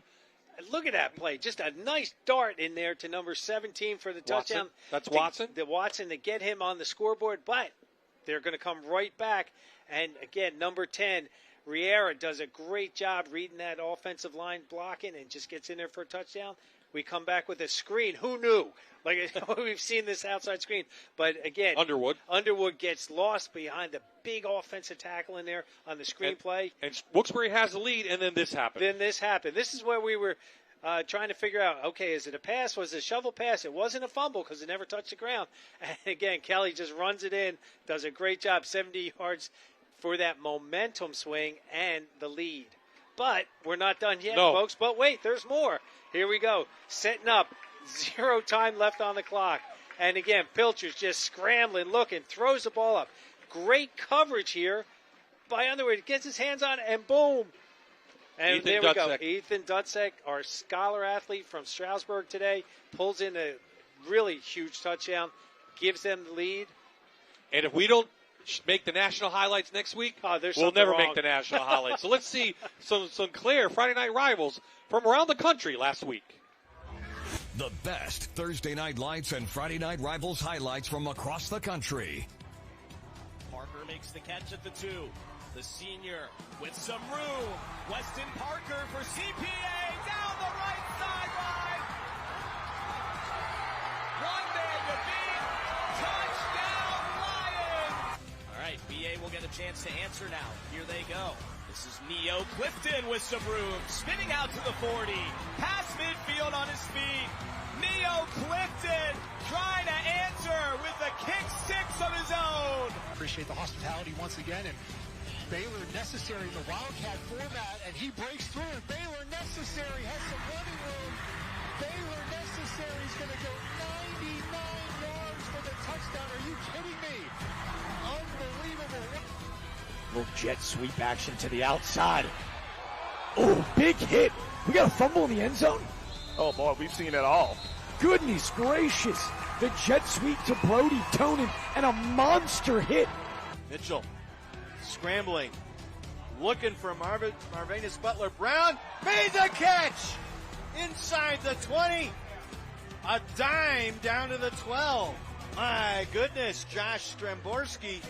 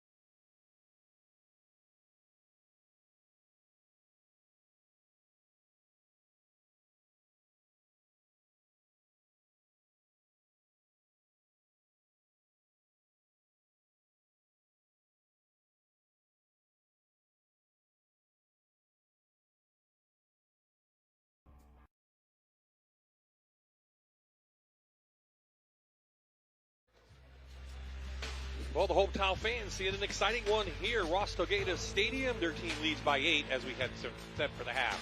Every Tuesday night on the Fox 56 News First at 10, we reveal our Friday night rivals. Top 10, Jan and I pick it each week. And couple movements from last week. We had 2 teams drop out, Southern Columbia and Schuylkill Haven, both lost. Wilkes-Barre and Troy come on in. Everyone kind of moved up. Danville stays number 1. Yes. Jersey Shore with their big win over Dallas.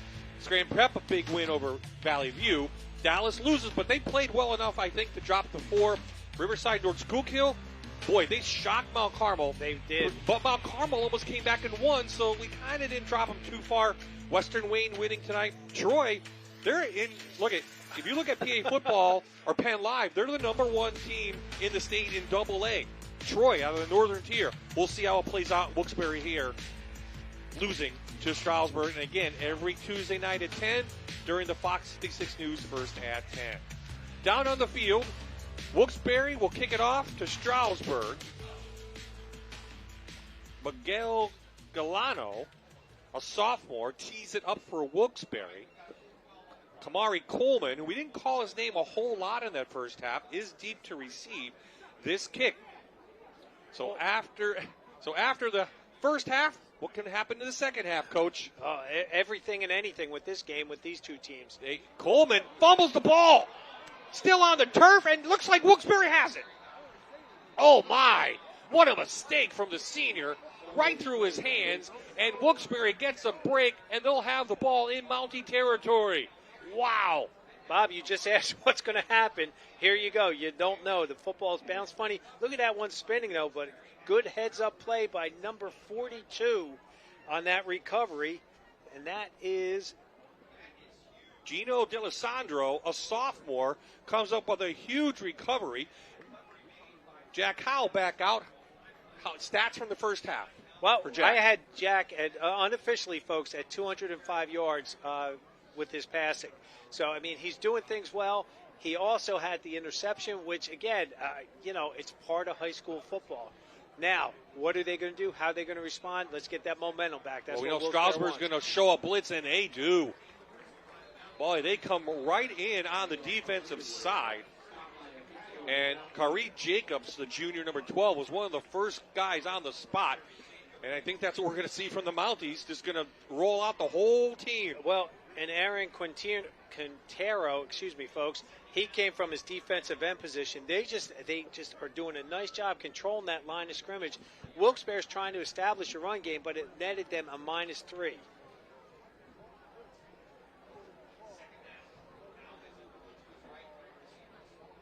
Again, a big rush over the middle, and there's a flag. Trying to get on the inside. Jalen Taylor going to be called for a holder interference. They're trying to plead their case. We'll have to take a look at the highlights and see. And I'll tell you, number 1, Makai Kirkland again beats the offensive tackle to the inside, and he was in Jake Howe's face, and Jake had to throw the ball up over him. Pass interference. Defense number 11. 15-yard penalty results in a first down. So it's an Einen GMC first down, the easy way. And you'll see, well, look at that. Number 1 coming in, 6'2", 250 pounds. Again, wow. He knew right away. The receiver got up and said, throw that flag because that's not right. Absolutely. So a break for Wilkes-Barre here to begin this third quarter. So you can see Wilkes-Barre's trying to do that little short game, knowing the blitz is coming almost every time. And that's how you counter it. I mean, especially with the pressure they're bringing from their line. Howell back. He has time. Going to throw it up there for Kiselowski, and it goes incomplete. Taylor on the coverage. Nice job there by Taylor. Falls incomplete. Well, Stroudsburg's running their 4-3 defense, but what they're doing is they're bringing the 1 or 2 of the outside linebackers in each time. James Kelly was these 2 plays in a row coming off the left side, really putting that offensive line in a real tough position there. Well, listening to both defensive coordinators this week, 1, Stroudsburg wanted to take Kiselowski away. 2, Wilkes-Barre wanted to take Coleman away. We really haven't called their names on either side, but other players have stepped up. And that's what you need, that next man up mentality. How are you going to stop us now? Oh, let's see what we're going to get. The timeout. Official timeout. Not sure what for. No flag down, no timeout called. Chains look fine. No injuries. So I speculate. That's all we can do. I'm not sure. Maybe time, clock didn't run. Substitution? Or is it because of...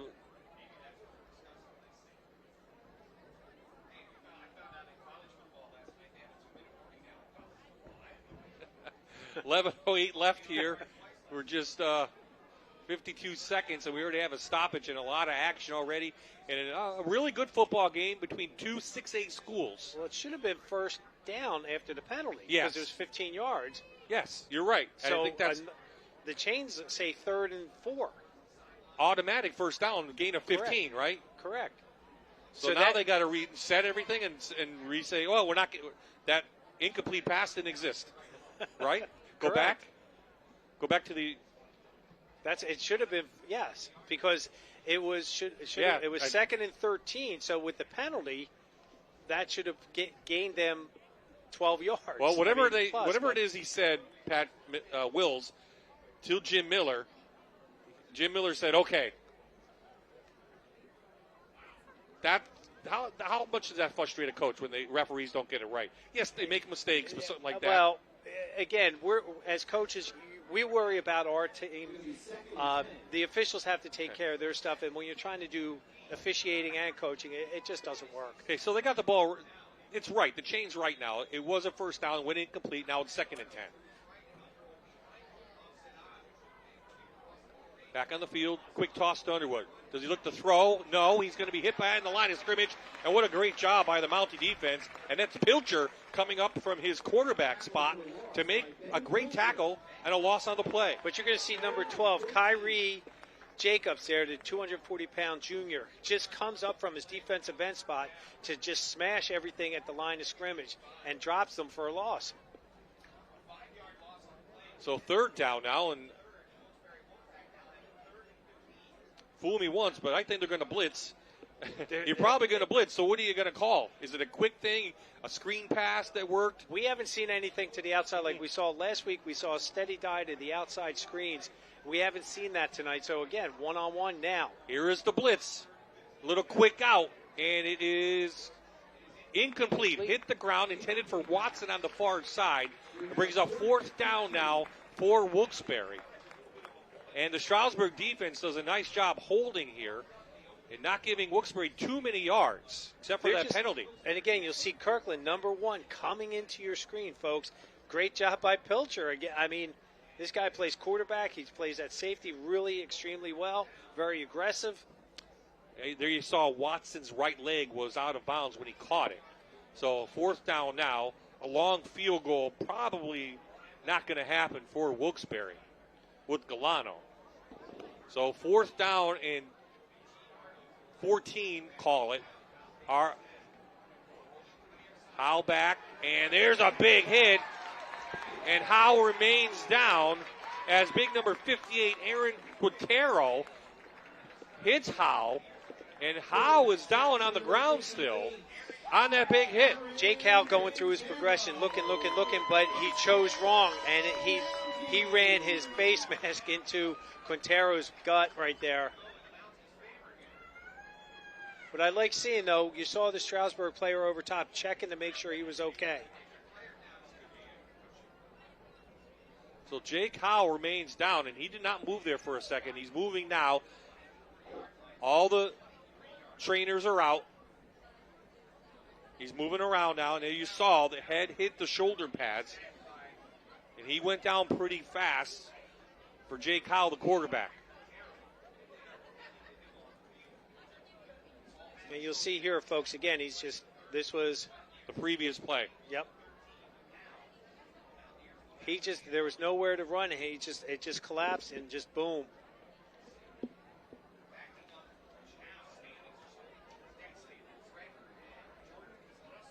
So on that, Stroudsburg will get the ball, but the concern now is for starting quarterback Jake Howe, who is sitting up right now. So here, Stroudsburg getting the win last week. They head to Liberty next week, and then they get into Eastern Pennsylvania Conference play along the way. Mace is always tough. Pocono Mountain East and West. They're in the Monroe division. We'll take a look at the standings in a minute.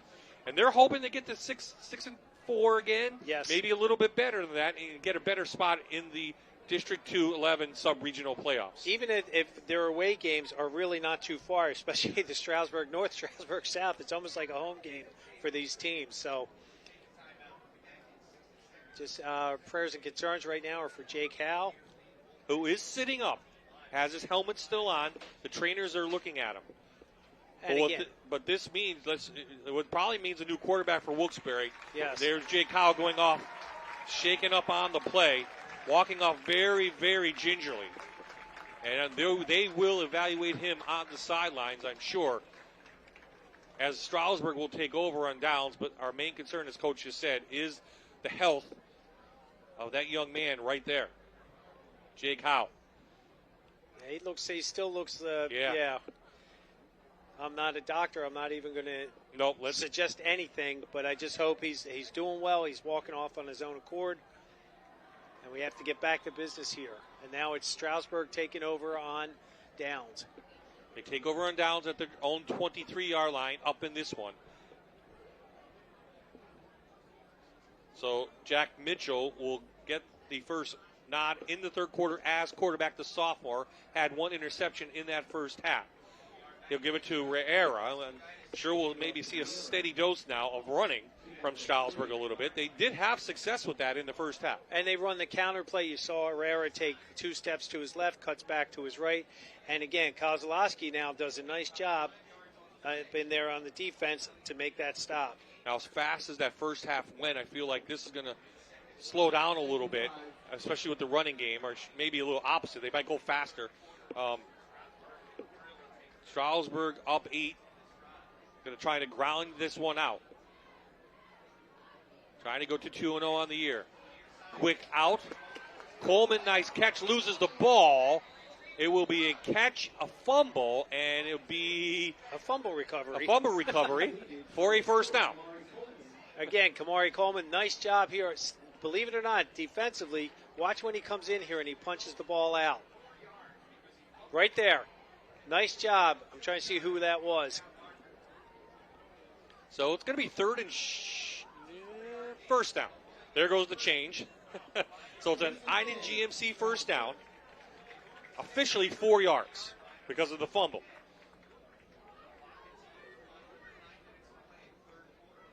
And I'm sure Coleman not happy with himself as he fumbled the opening kick of this third quarter.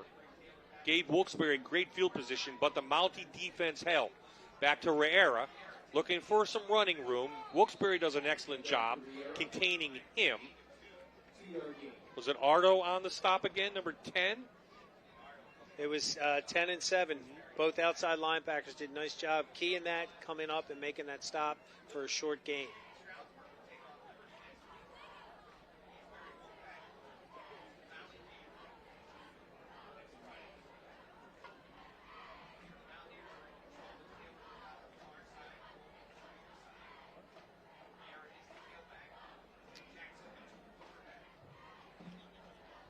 Here's the end around to Dutzik.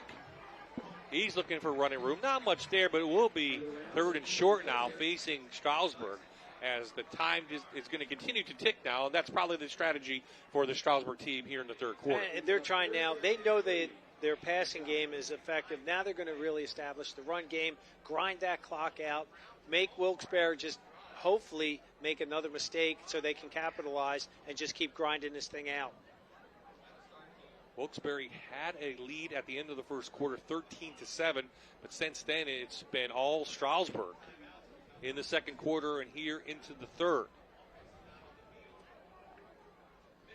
Mitchell back, has time over the middle, finds Riera, and Riera's got an eye on GMC first down and much, much more into Wolfpack territory, up to the 37-yard line.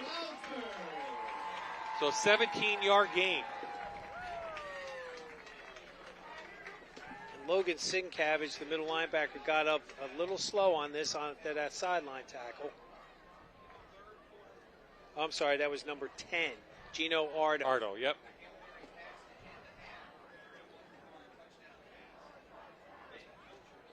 Now the Wilkes-Barre defense really needs to step up their game. They cannot let Stroudsburg score. Even if their quarterback doesn't come back, they're still in this one, just down 8.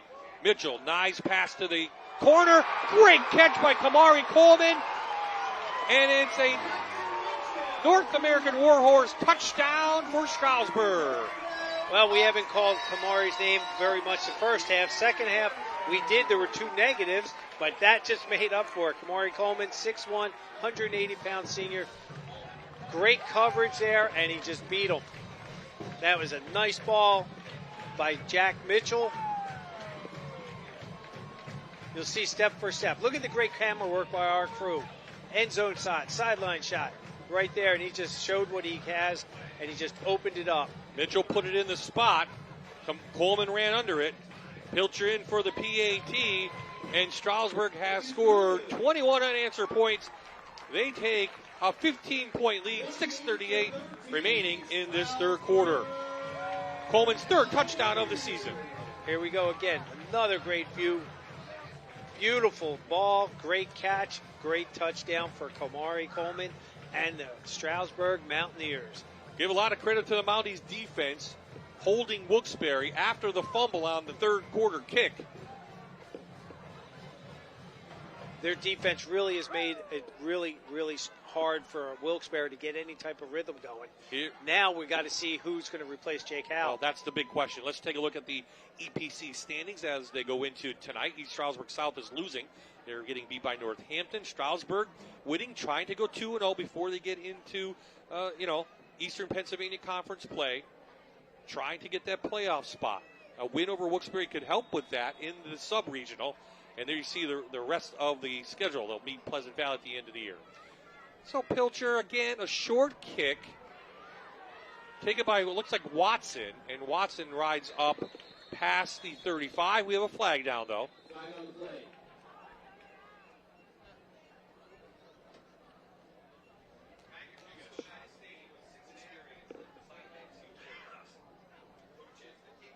So Pat Wills, the referee tonight in charge, making the call.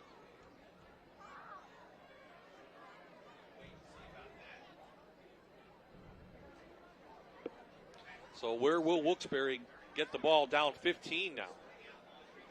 Third and return, holding. 32 on the return team. 10-yard penalty in the spot of the foul. First down.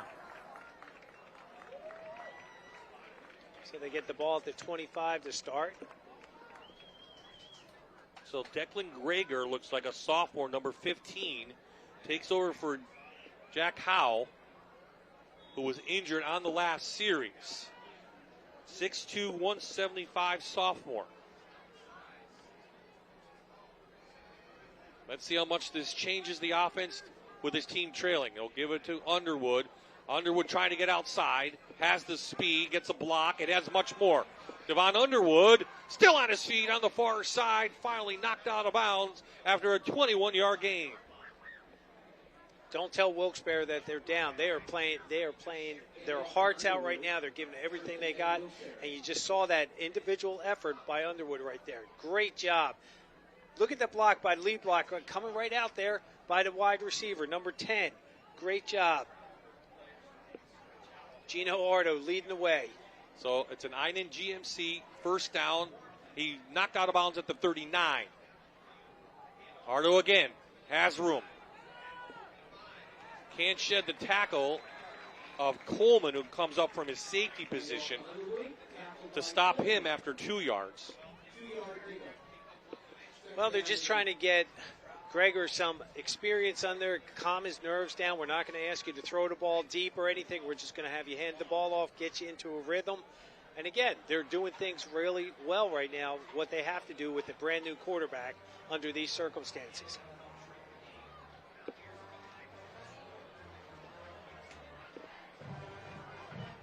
You'd see on the sideline, Coach Nino Cinti, the offensive coordinator, signaling in, making sure everything is good with his quarterback. Well, it really cuts down on the play selection. Good pass to the outside by Greger. Thought it was a little low, but they made the catch.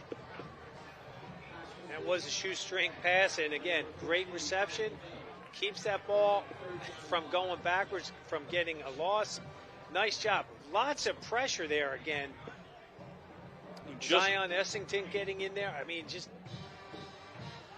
and number 12 getting in there. Kyrie Jacobs doing a nice job for the Stroudsburg defensive line, putting pressure on a brand new quarterback. So Graeger now facing a 3rd down and 3, trying to keep a drive going. They're inside Mountie territory. End around. Has some room. Coleman there to beat. He does. He has a 9 in GMC, 1st down for Underwood. Flag comes way in. This may be holding against Wilkes-Barre. This was from the back judge. He threw that a long way. And we also have a cramp on the sidelines for someone. And let's see how this all plays out. That was number 11 that was cramping up. Jalen Taylor. They got him off the sideline real quick. So right now it's just past inside the 35, but waiting to call.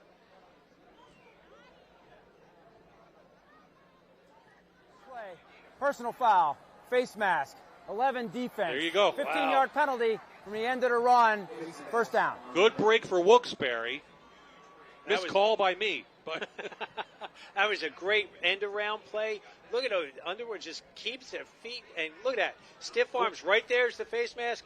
Again, incidental. It wasn't, it wasn't intentional, but that was a good call by the official all the way in the back. He threw that flag about 20 yards. He really did. So, hey, at least he saw the penalty.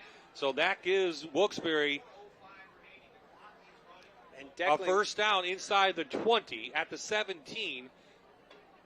So they are in the red zone. Once again, brought to you by Blaze Alexander. What a nice drive being put together by this Wilkes-Barre team. I think the play clock's at 0. Well, did they reset it? They couldn't. There's a lot going up. They're going to get a delay of game. Again, new quarterback trying to get signals in.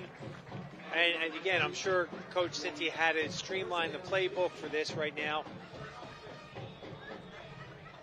And their run game's been effective so far. It has. So Arnold going to be behind Graeger. They'll give it to Ardo. He's got room, but Kirkland's there. Wow. What speed. Mackay Kirkland coming through and making the tackle.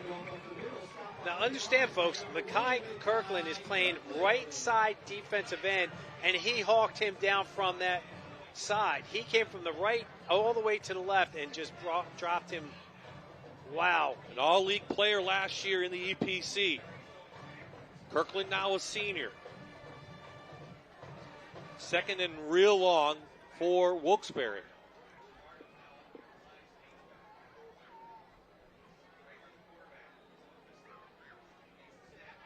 Underwood, shifty in there. What a move. Underwood inside the 15, knocked out of bounds near the 10. And it'll bring up 4th down for Wilkes-Barre. Wow, Devon Underwood. I said that earlier in this series on his running abilities. Look at this job that he does. How elusive he is. He gets to the outside, shake and bake, and then he just keeps his legs moving.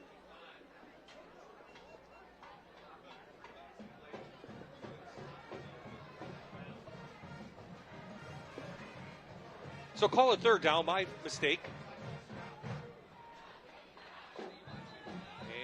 Flag down. This may be going against Wilkes-Barre again. No, they're going to get offsides. It looks like offsides. That's the signal from the side judge. So Wilkes-Barre started this drive with their own 25. And they've done an awesome job grinding this one down the field. Especially with their run game, which they couldn't establish the first half. You bring in another quarterback. 5-yard penalty results in a 1st down. So inside the Blaze Alexander red zone, the 5 yards will give Wilkes-Barre a 1st and goal from about the 7.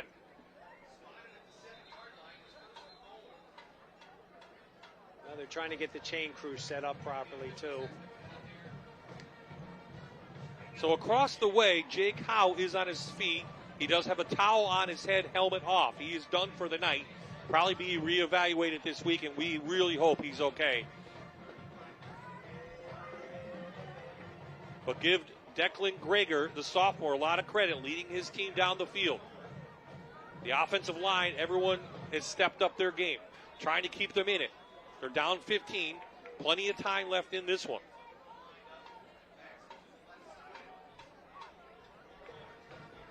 From the 7. Flip it. Underwood. Speed.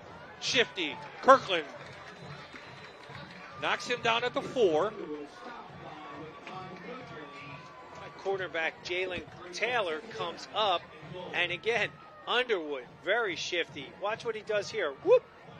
And then again, Kirkland just doesn't give up. No, he got off his tackle and came over to the side really quick. Inside Underwood. Just at 5'9", sticks his head down 1 yard short.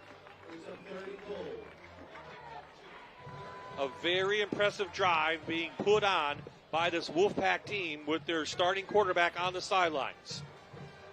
There's Nino Cinti, the offensive coordinator, his brother. No, I don't know where. Ciro can't look. Yeah. No, Ciro is downfield a little bit. Timeout. They're calling timeout. They don't want to get another penalty. They didn't signal for it yet, though. He's calling. There it is. The referees finally saw it. 1:34 left here in the third. And the drive being put on by the Wolfpack.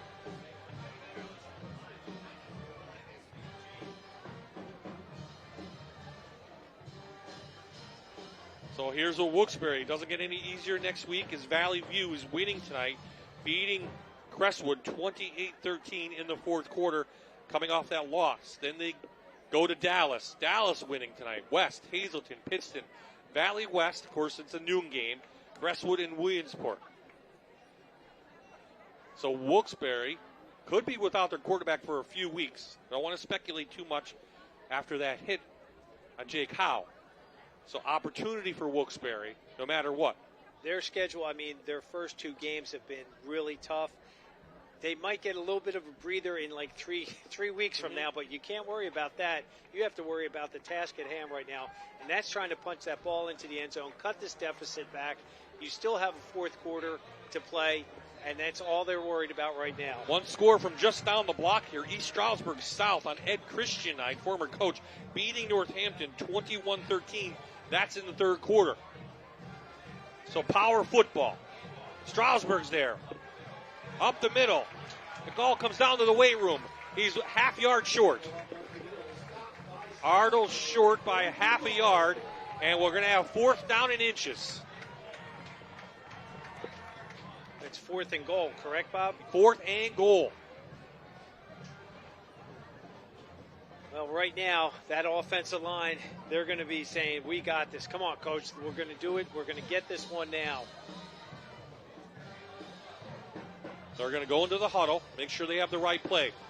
Come out in looks like a power eye. Oh, they're going to put the back Kizalowski underneath quarterback now.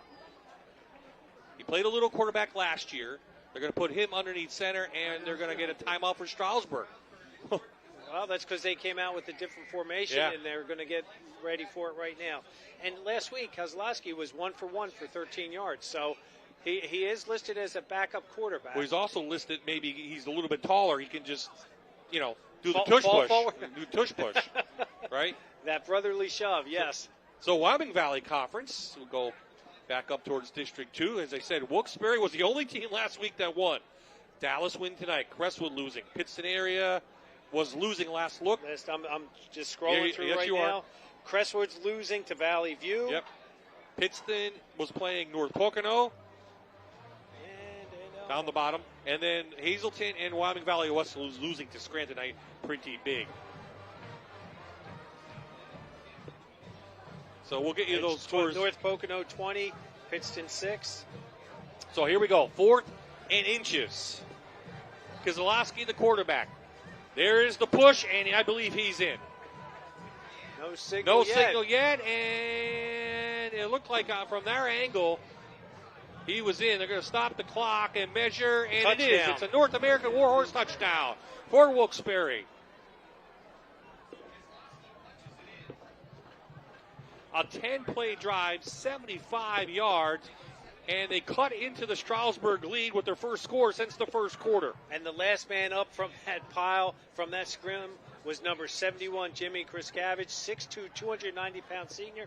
Again, he just plowed his way, followed his big blocker, his center in there.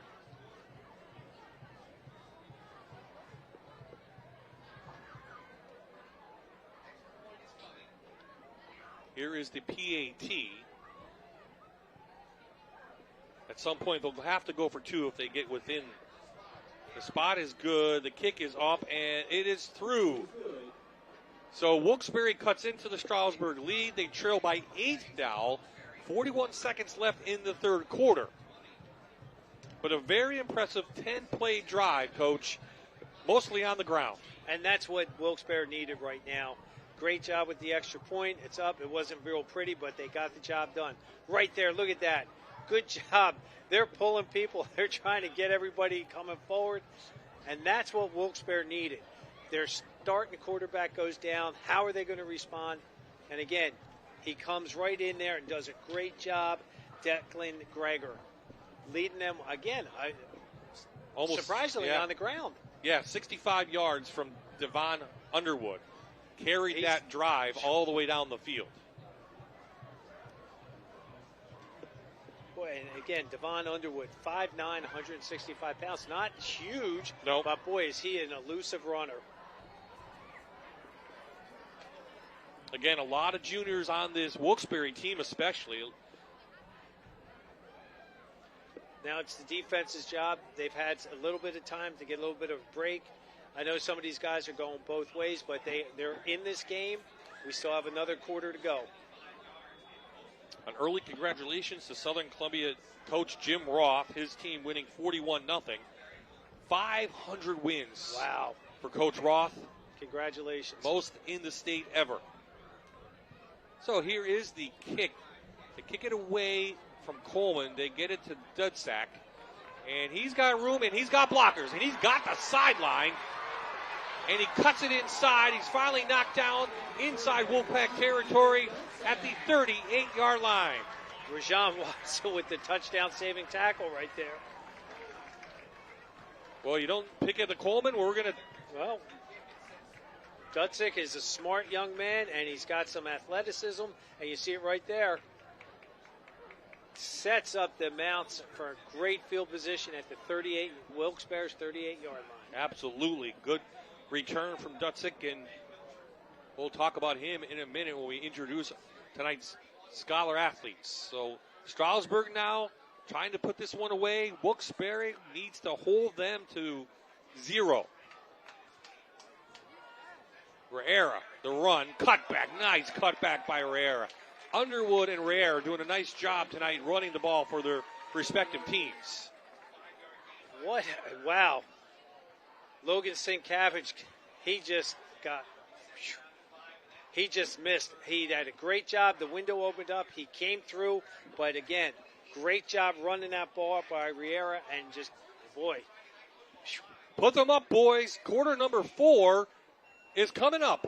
What an exciting one here in Monroe County at Ross Delgado Stadium. The home team is beating our number 10 team by 8. But I have a feeling this one is far from over.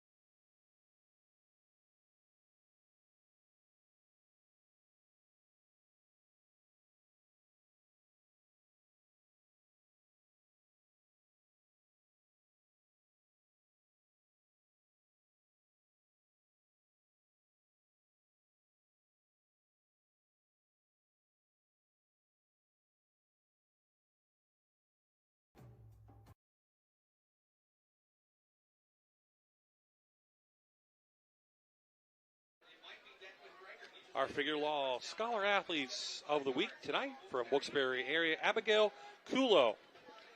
Abigail plays tennis and she swims. She's been on the swim team for 3 years and the tennis team for 2 years. She has a total of 4 AP classes, and she wants to go into fashion design for Stroudsburg. You saw Ethan Dutzik as the pad is complete.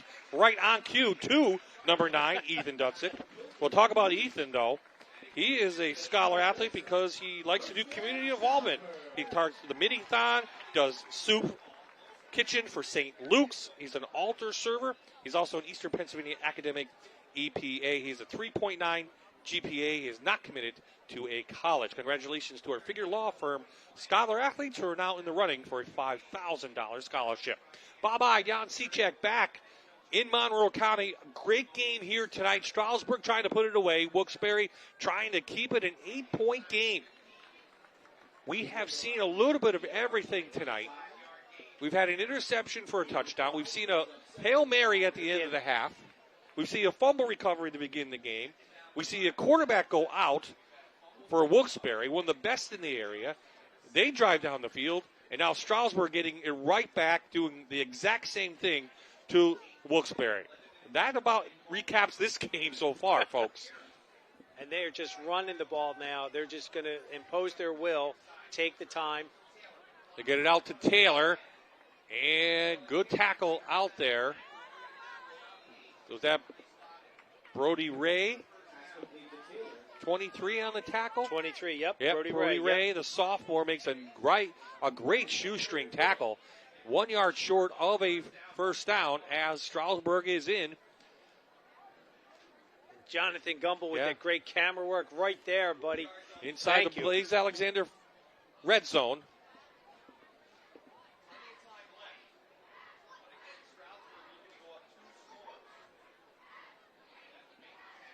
That outside screen, I thought we would see a lot more of that from both sides, but it's interesting. We didn't see it until the fourth quarter now. Pilcher underneath center trying to use that big offensive line by Gurkavage, 291-pound senior. The center powers forward for an Iden GMC first down. Yeah, Emmanuel LeBoy, Zion Essington, Aaron Quintino, Albert Suggs, and Anthony Delgado. Boy, Pilcher's just been relying on them to do their job all night, and they have.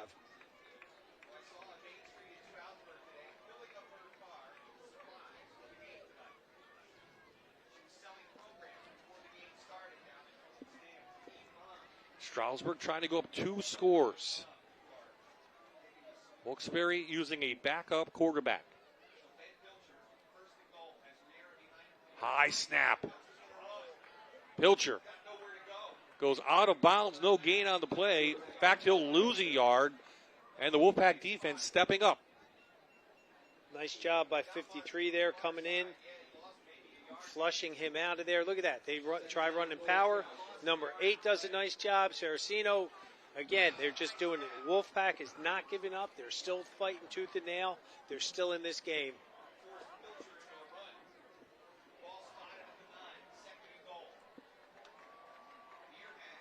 Stops the clock on that.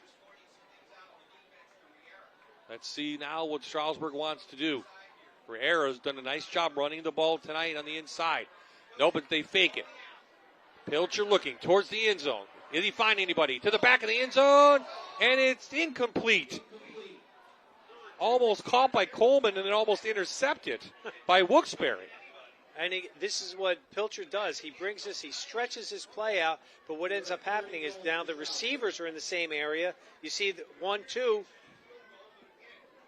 Wow. Oh.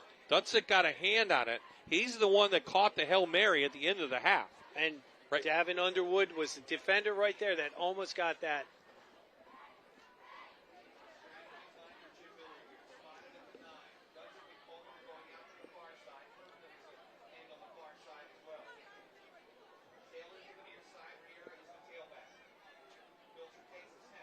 Fake it. Alterera in the flat. He can't pull it in. A little bit short on the pass. It goes incomplete. So 4th and goal now. Facing Stroudsburg. Now, Pilcher has shown a leg kicking the ball tonight. He has, which he's not the kicker. No, he's not the regular kicker. But when he had a long PAT, it was up and through, and it was almost 20-some yards. So they're going to line it up now to the near hash. And they're going to set it down at the 16-yard line. So a 26-yard field goal for Ben Pilcher, who's the quarterback usually. Good snap, kick, high, but it's going to right, and it is wide right. He couldn't get it down the middle, off the hash, and Wilkes-Barre holds with 8:56 left in this game. That's what the defense needed. That's what Wilkes-Barre area needed. The Wolfpack needed that. Now they get the ball. They've got to put together a real nice drive. And how do they do that? They're just going to go. They get that ball. Placement was good. I think his foot. He just pushed it obviously to the right. A little bit of nerves on that one, knowing how important it would have given them a 2-score lead. Instead, it gives Wilkes-Barre the ball at should be the 20-yard line. Yes, and it gives them life right now. Absolutely life. So again, Declan Greger, the sophomore, in for Jake Howe, was injured in the third quarter. And we saw that Wilkes-Barre just started to run the ball that third quarter, again, with Declan in there, folks.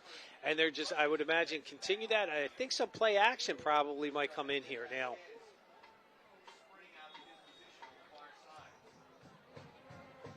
Well, the first half was a lot of passing, a lot of big plays. A lot of running on this one. Watson has the corner and much more. What a run by the sophomore Rajon Watson. Up for an Einan GMC first down past the 35. The key to that play was Gino Ardo, the 5'11", 190-pound junior. Watch him come into your screen right here with this key block right there on 13. Just pushes him, bounces him out, and that allowed him to spring number 17 out there, Rajon Watson, to get that great field position change. Watson having himself a nice game, has a touchdown in the game, but has also run the ball really well.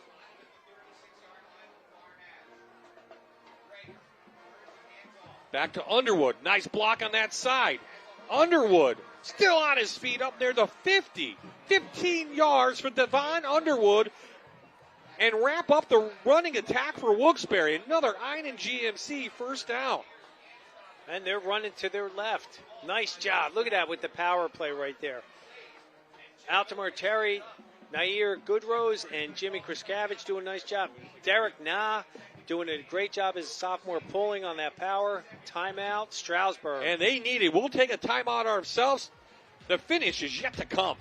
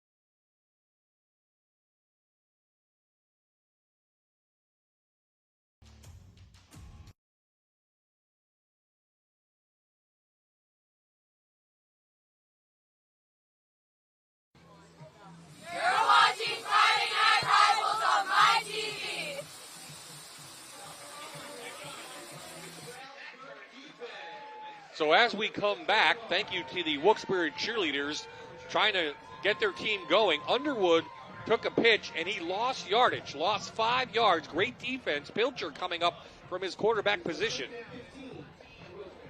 to stop Wilkes-Barre. You figure you have to throw a pass in here at least, right?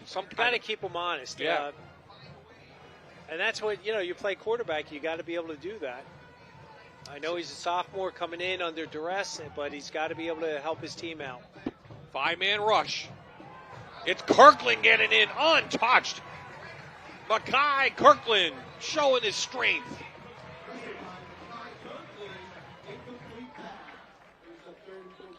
But we have a flag down. I don't, it's on the near side. Do we? Or was I mistaken? Nope, no flag. No flag. Nope. Well, on that last play, number 77, Noah Smith kicked out to his right. Kirkland came inside of him. Stroudsburg trying to get their personnel right. Third down now, long. 3 wideouts to this near side. 5-man rush. Here comes the run. They're going to set up a screen. Stroudsburg reads it. Underwood can't go anywhere. Loses yardage. And the Stroudsburg defense, led by Dutzik, comes in and stops Wilkes-Barre. That was a great stop by Ethan Dutzik from his linebacker position. Sniffed it out. Came right out there. Nice job. So plenty of time. Wilkes-Barre will send the punt team out. Do you run a fake here? Do I even speculate? I don't think. I don't think so. Well, I don't kick it. You don't kick it to number 4. I can tell you that much. He had a 70-yarder return last week. Did Coleman? Ardo, high hanging kick. It's short. It takes a bounce. Coleman picks it up at the 30, and he's met right there. Goes up for about 5 yards, and Stroudsburg will have it at their 46. 6:57 left in this game. Look at the confidence Coleman had. He's surrounded by 2 white jerseys, catches the ball, and gains 7 yards on it. Okay, if you're Stroudsburg, what do you do, Coach? You want to put this one away? Just grind it out. We're going to keep doing what we've been doing. Give the ball to our running back, and you know what? We're going to end up throwing the ball just because we can. Yep, Jack Mitchell back there. We know that he likes to lead the run offense, but we know he's got a lethal arm. Yep, he's a sophomore. Played a little bit in this game. He's going to hand it off to Riera. A little bit of a hole. Gain of 6. And they're employing Makai Kirkland right now as that offset fullback, and they're leading him through like the ISO play. You'll see him come up right there, number 1 in your screen. Number 10 just follows, and it's just recipe for success right now for Stroudsburg. Stroudsburg looking to go 2-0 on the season before they head into Eastern Pennsylvania Conference play next week.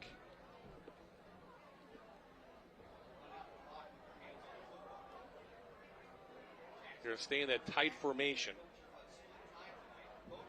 They're going to roll that clock all the way down. There's a flip to Herrera. And he's just going to be over the line the gain. It is a 9 in GMC first down. Yep, they're going to move the chains. Yep, Logan Sinkavage from his middle linebacker position makes the stop. They go with the quick flip, and it's right out there. You'll see him come right in your screen right there, folks. Nice job. Great job with the tackling.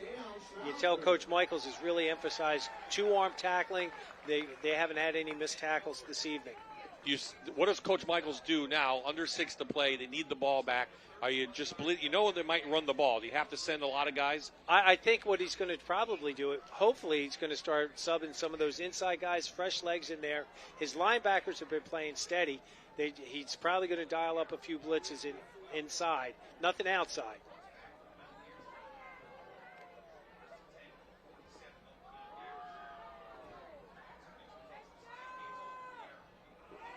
Herrera had room on that side, does the rest. Watson makes the tackle, but it's a 9-yard gain. And right now, Stroudsburg is winning the line of scrimmage. They're just imposing their will right now. Nice job sealing off number 58, Aaron Quintero.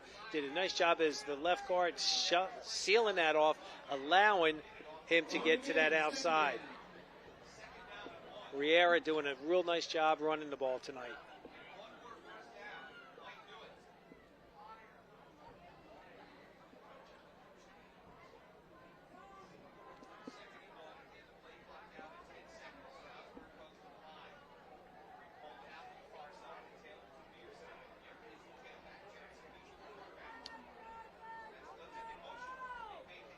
Inside handoff. Rare again, shedding tackles. Inside Wolfpack territory all the way to the 31-yard line.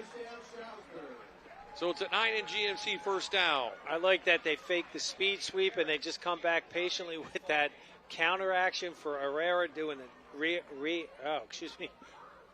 He's just doing a great job, Jalen, in there running that ball, pounding the rock. Stroudsburg in no hurry.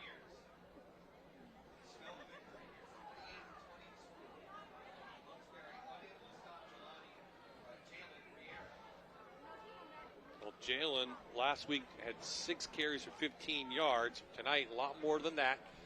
And he's doing a nice job on this drive. He's the only one touching the ball pretty much, and they'll give it back to him. He's doing a nice job following his blocks, getting positive yardage, and more important, holding on to the ball. Gain of 5. Time ticking. Yep, you see LeBoy coming back. He's like, he knows we're getting it done. Aaron Quintero pulling on that power play for him. And we got a Wilkes-Barre area player down.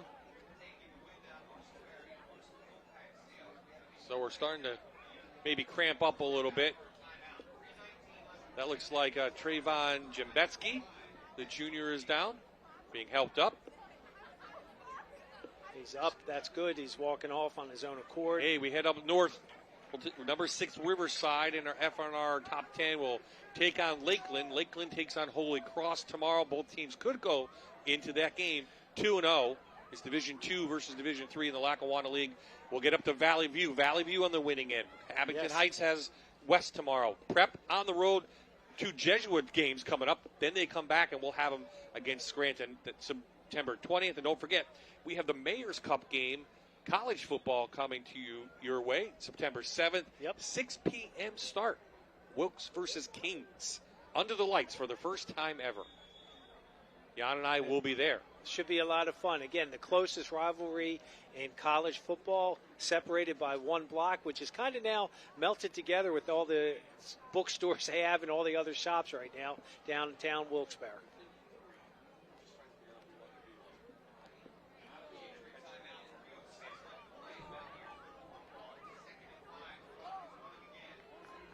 So under 15, Jackson Mitchell just going to take his time, run that clock off, and Wilkes-Barre just running out of time.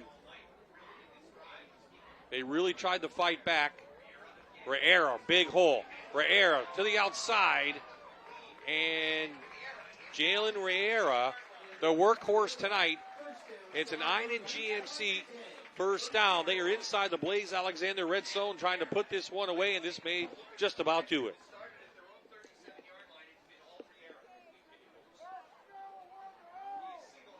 Right here, look at that. Just that little counter play. And again, Kirkland from that offset fullback position, kicking out. And he's just doing, Herrera's doing a great job in there.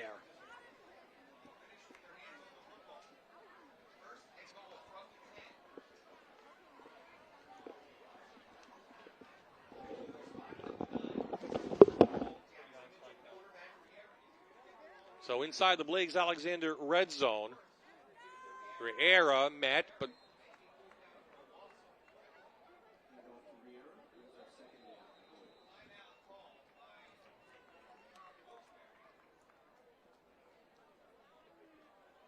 so the Wolfpack going to call timeout. 1:55 left in this game. Jan, gone down to do our interviews for our players of the game.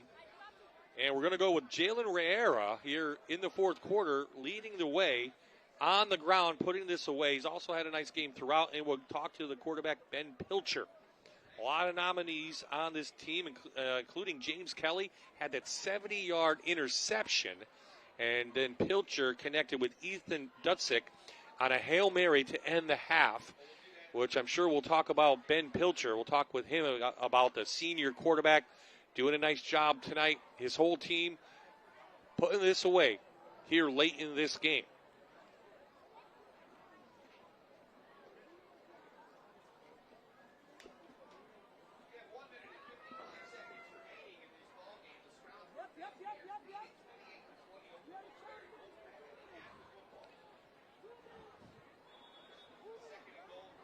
So 2nd and goal from the about 10-yard line.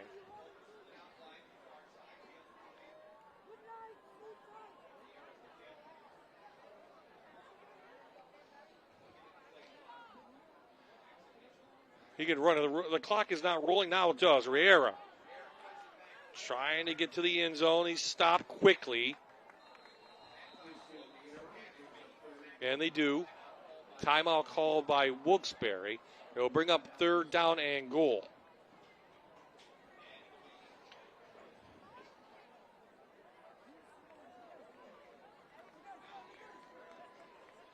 Hey, don't forget tomorrow after this Pennsylvania Army National Guard timeout on Fox 56, we have the game of the weekend for some. Penn State opens the season in Morgantown, West Virginia against the Mountaineers, and we'll have it on Fox noon kickoff tomorrow at 12 p.m. Number 8, Penn State and West Virginia. You can only see it on Fox 56 TV, and a lot of people speculating that could be a trap game for the Nittany Lions.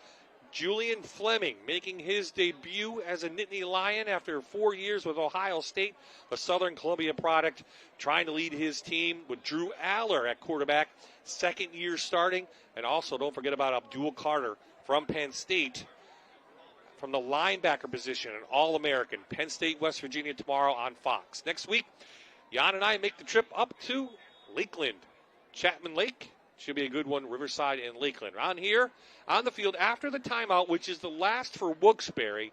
They trail by 8, but it is 3rd down for Stroudsburg. Riera, good hole, big hole off that right side, and he is close to a touchdown. He's a yard short.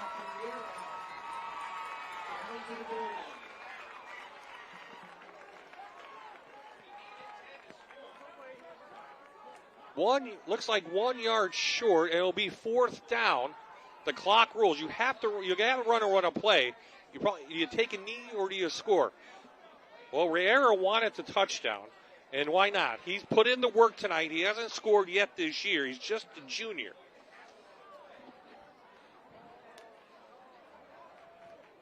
You take a knee no matter what. If you score, you still have to kick off, and you give Wilkes-Barre a chance. If you kneel it, you still give Wilkes-Barre the ball, but it'll be at the 1 yard line. So Jim Miller, the head coach, 12th year here at Stroudsburg, 76-40 overall. Gonna try to figure this out. Do they take a timeout themselves? They're gonna roll the clock down. And they do have one timeout left. But stranger things have happened. I think you score. You go up 2 scores no matter what.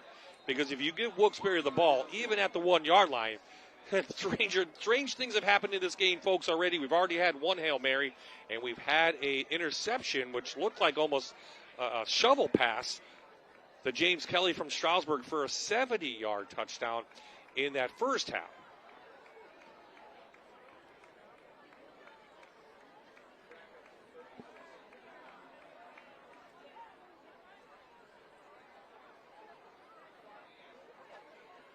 Proud sponsor of Stroudsburg football, Next Level Audio. There's the phone number. Always supporting the Mounties.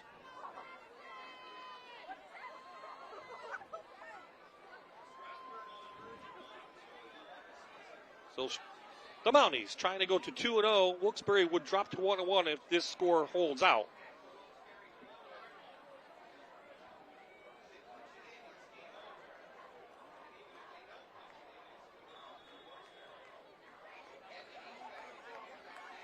So 42 seconds on the clock officially. Let's see what Stroudsburg does. They hand it to Riera, and Jalen gets the touchdown. It's a North American Warhorse touchdown, and why not for Riera? He was the workhorse on that drive, which went 64 yards, all from the junior running back, and he gets rewarded, and that should just about do it for this game here. So it can't be 2 in a row for Wilkes-Barre beating a District 11 team. Stroudsburg comes up on their home field. First game of the season here in Ross Stelgata Stadium. And Riera does his job. But it was a fantastic game here played by both sides. Even when Wilkes-Barre was down their quarterback, Jay Kyle, who we wish well, they came back and cut the lead to 8.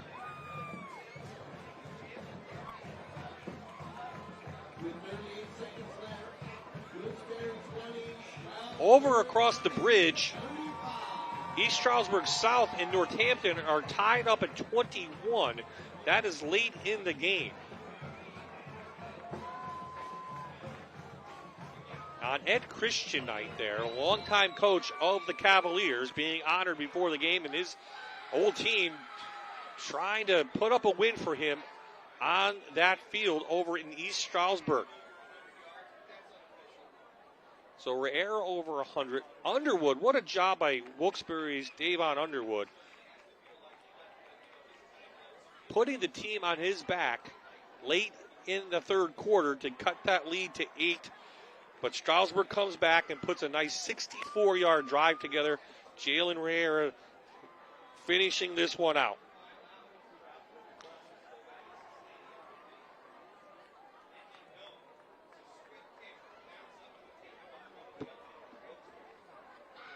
So Wilkes-Barre has the ball. 32 seconds left. Down 15 points.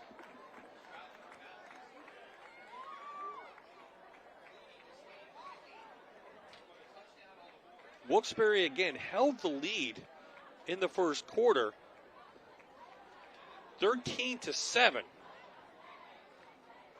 But when Kelly made that interception, off a great job by Kirkland, by the way, to rush the quarterback, Howell threw it forward right into Kelly's hands, and ever since then, it's been all Stroudsburg. The momentum shifted, and Wilkes-Barre was unable to get back into the lead. So Greger going to put it up over the middle, and it's intercepted. And that completes this game.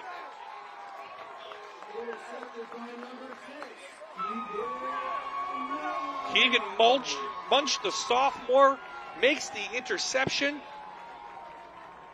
And he'll be back to work for the Wolfpack as they'll face Valley View next week, and they beat Crestwood tonight pretty handily.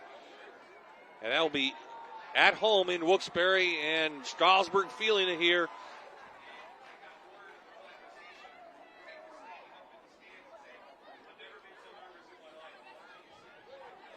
.23 seconds left for Stroudsburg to start the season 2-0. Again, they're at Liberty next week. Then they have Emmaus here. Ben Pilcher.